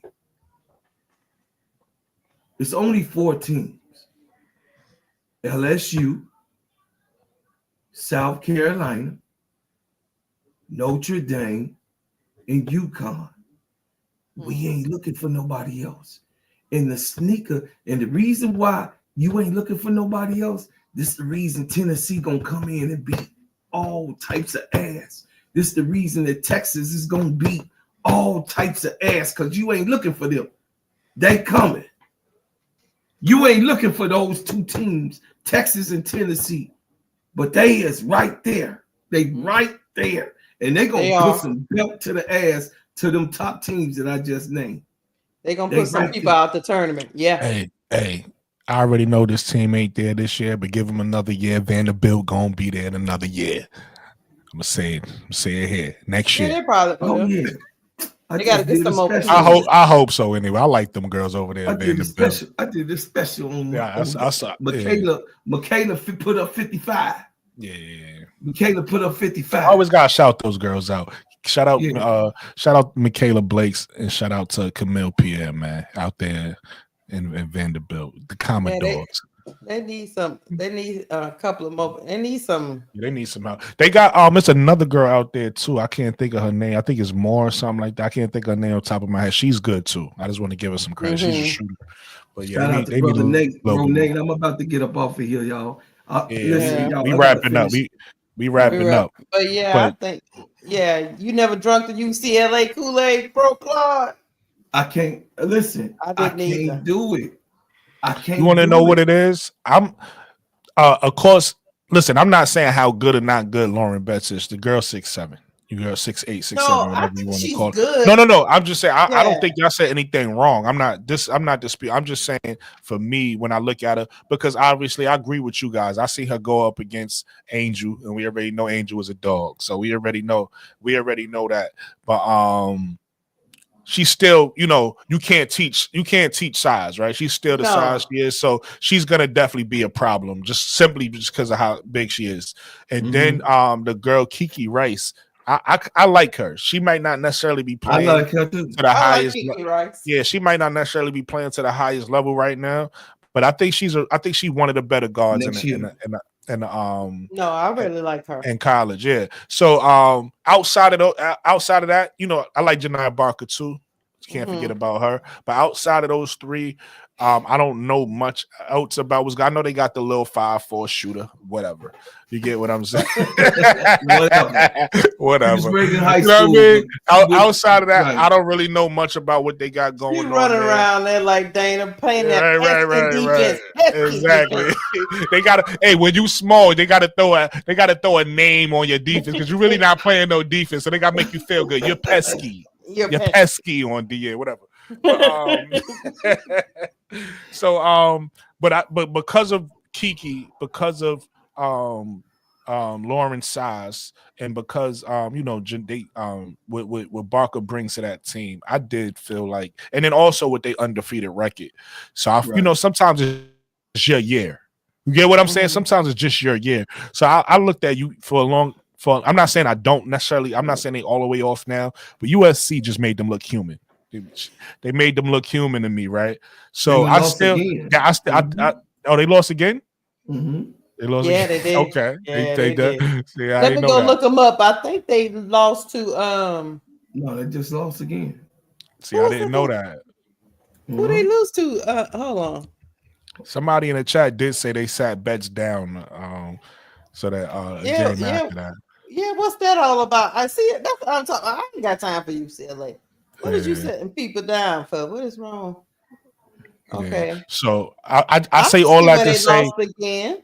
I say all that just to say though that I did believe in them, and I'm not saying I don't now. I'm just saying they lost USC. Again. I meant to say that they almost lost again to Michigan State. Okay. Yeah. Okay. Oh yeah, it was because a close game. Definitely. Some people think they're gonna lose to Iowa. They could listen. Even though Iowa not ranked, man, Lucy Austin. People don't realize before Lucy Austin went to Iowa, she was one of the leading scorers in the country. I forget the name of the college right now. I think it's Villanova, if I'm not mistaken. But she was one of the leading scorers. So she could go get a bucket, and then that team around her is just like a solid team, right? People that's Caitlin Clark fans want you to believe that the Iowa team is just garbage, and Caitlin Clark was just so amazing, and she lifted them up. No, it was talent there. Caitlin Clark obviously was Caitlin Clark. But it was talent. It was talent on that team, and now Lucy Olsen is there, and it's talent around Lucy Olsen too. And Lucy Olsen is a scorer, so that team is a sneaky team. That's why they beat USC a couple weeks ago. That team is a sneaky team that can beat somebody, right? So, listen, you never know. You never know if they hot. You never know. I don't sleep on Iowa. But I just want to land my plane with this, and then we can get the Nate, Phil, and everybody closing thoughts, and we get up out of here. So that's the only reason why, going back to the topic, I did feel like the UCLA was a team to beat, and they still very well might be. We'll see. The tournament about to start. But like I said, I love what USC did. They made them look human, and now I want to see what's gonna happen when they bump into some of these other top teams again. I want to see how it looks, because I think they bleeding right now. I don't think they just it's one thing when you had that undefeated season, you start to walk around. It's almost like, and again, not to throw salt in the wound or kick anybody with they down, but it's almost like South Carolina, right? South Carolina is looking human this year, right? They're not looking out of worldly, if I said that correctly. You get what I'm saying? For the reasons that Bro Call just said, you don't have what you typically have, which is a dominant center down there. And then everybody plays off that.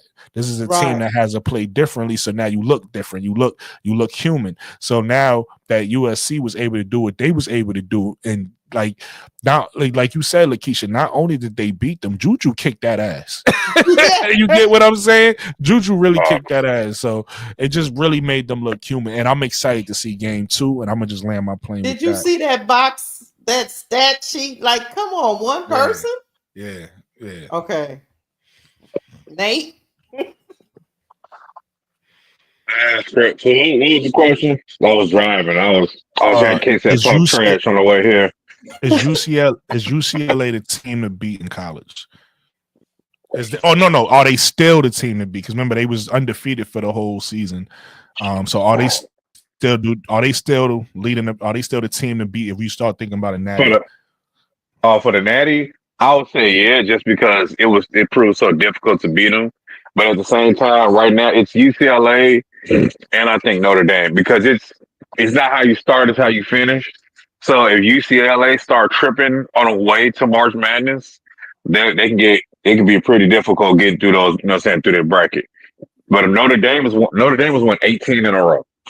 And they ain't just been scrapping, a bunch of garbage teams. They've been playing, some good. I think they've beaten the most top 5, top 7 teams in the top 25 this year. Like, USC, UConn. I'm not cutting you off. I want to add to what you're saying. To your point, Nate, they also getting healthier, right? Notre Dame. Yeah, that's true. Yeah, that's true. Yeah. You're right about that. Yeah, because now they got Maddie Westbeld back. You know what I'm saying? So they got also a deeper bench. So, and they also got somebody else back. I forgot her name. She was she came from Australia. She's a pure 3-point shooter. Oh God, I forgot her name. She's a blonde ponytail. She hit like 8 threes early in the year. Cayman. Who? Cayman. Yeah. Yeah. And I think she's a freshman. She's a freshman or a sophomore, and she just got back. She got back too about a month and a half ago. Sophomore. Okay. So yeah, I think Notre Dame, because I was watching, like I was telling we talked about yesterday, that Duke game.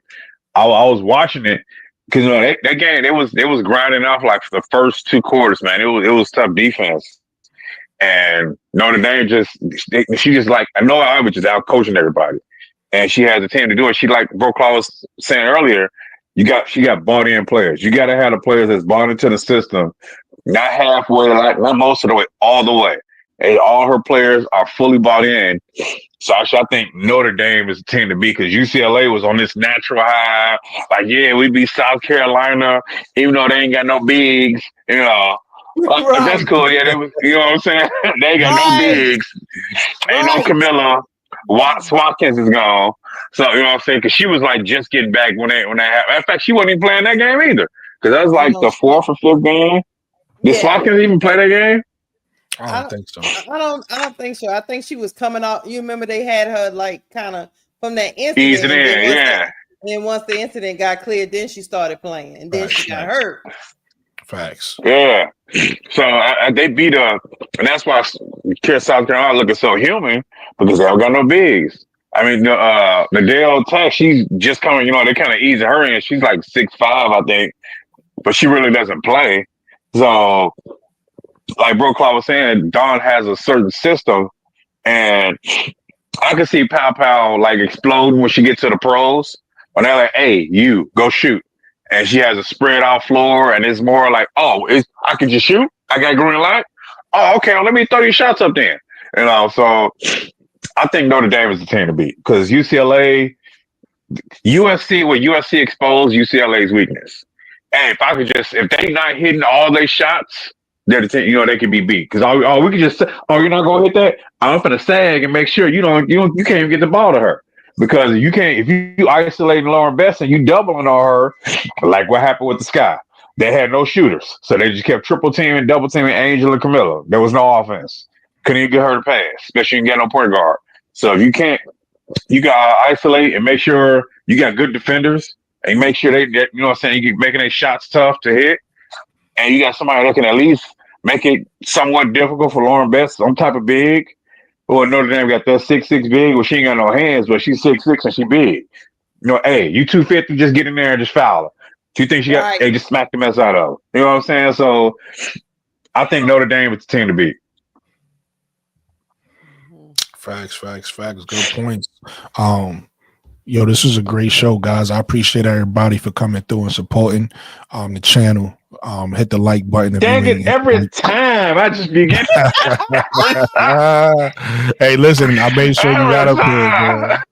Make sure you got up here. I appreciate it. We've been up here 3 hours, Nate. We've been up here 3 hours. Yo, but look, there's the bright side. We've been up here longer than 3 hours. We've been up here 3 hours with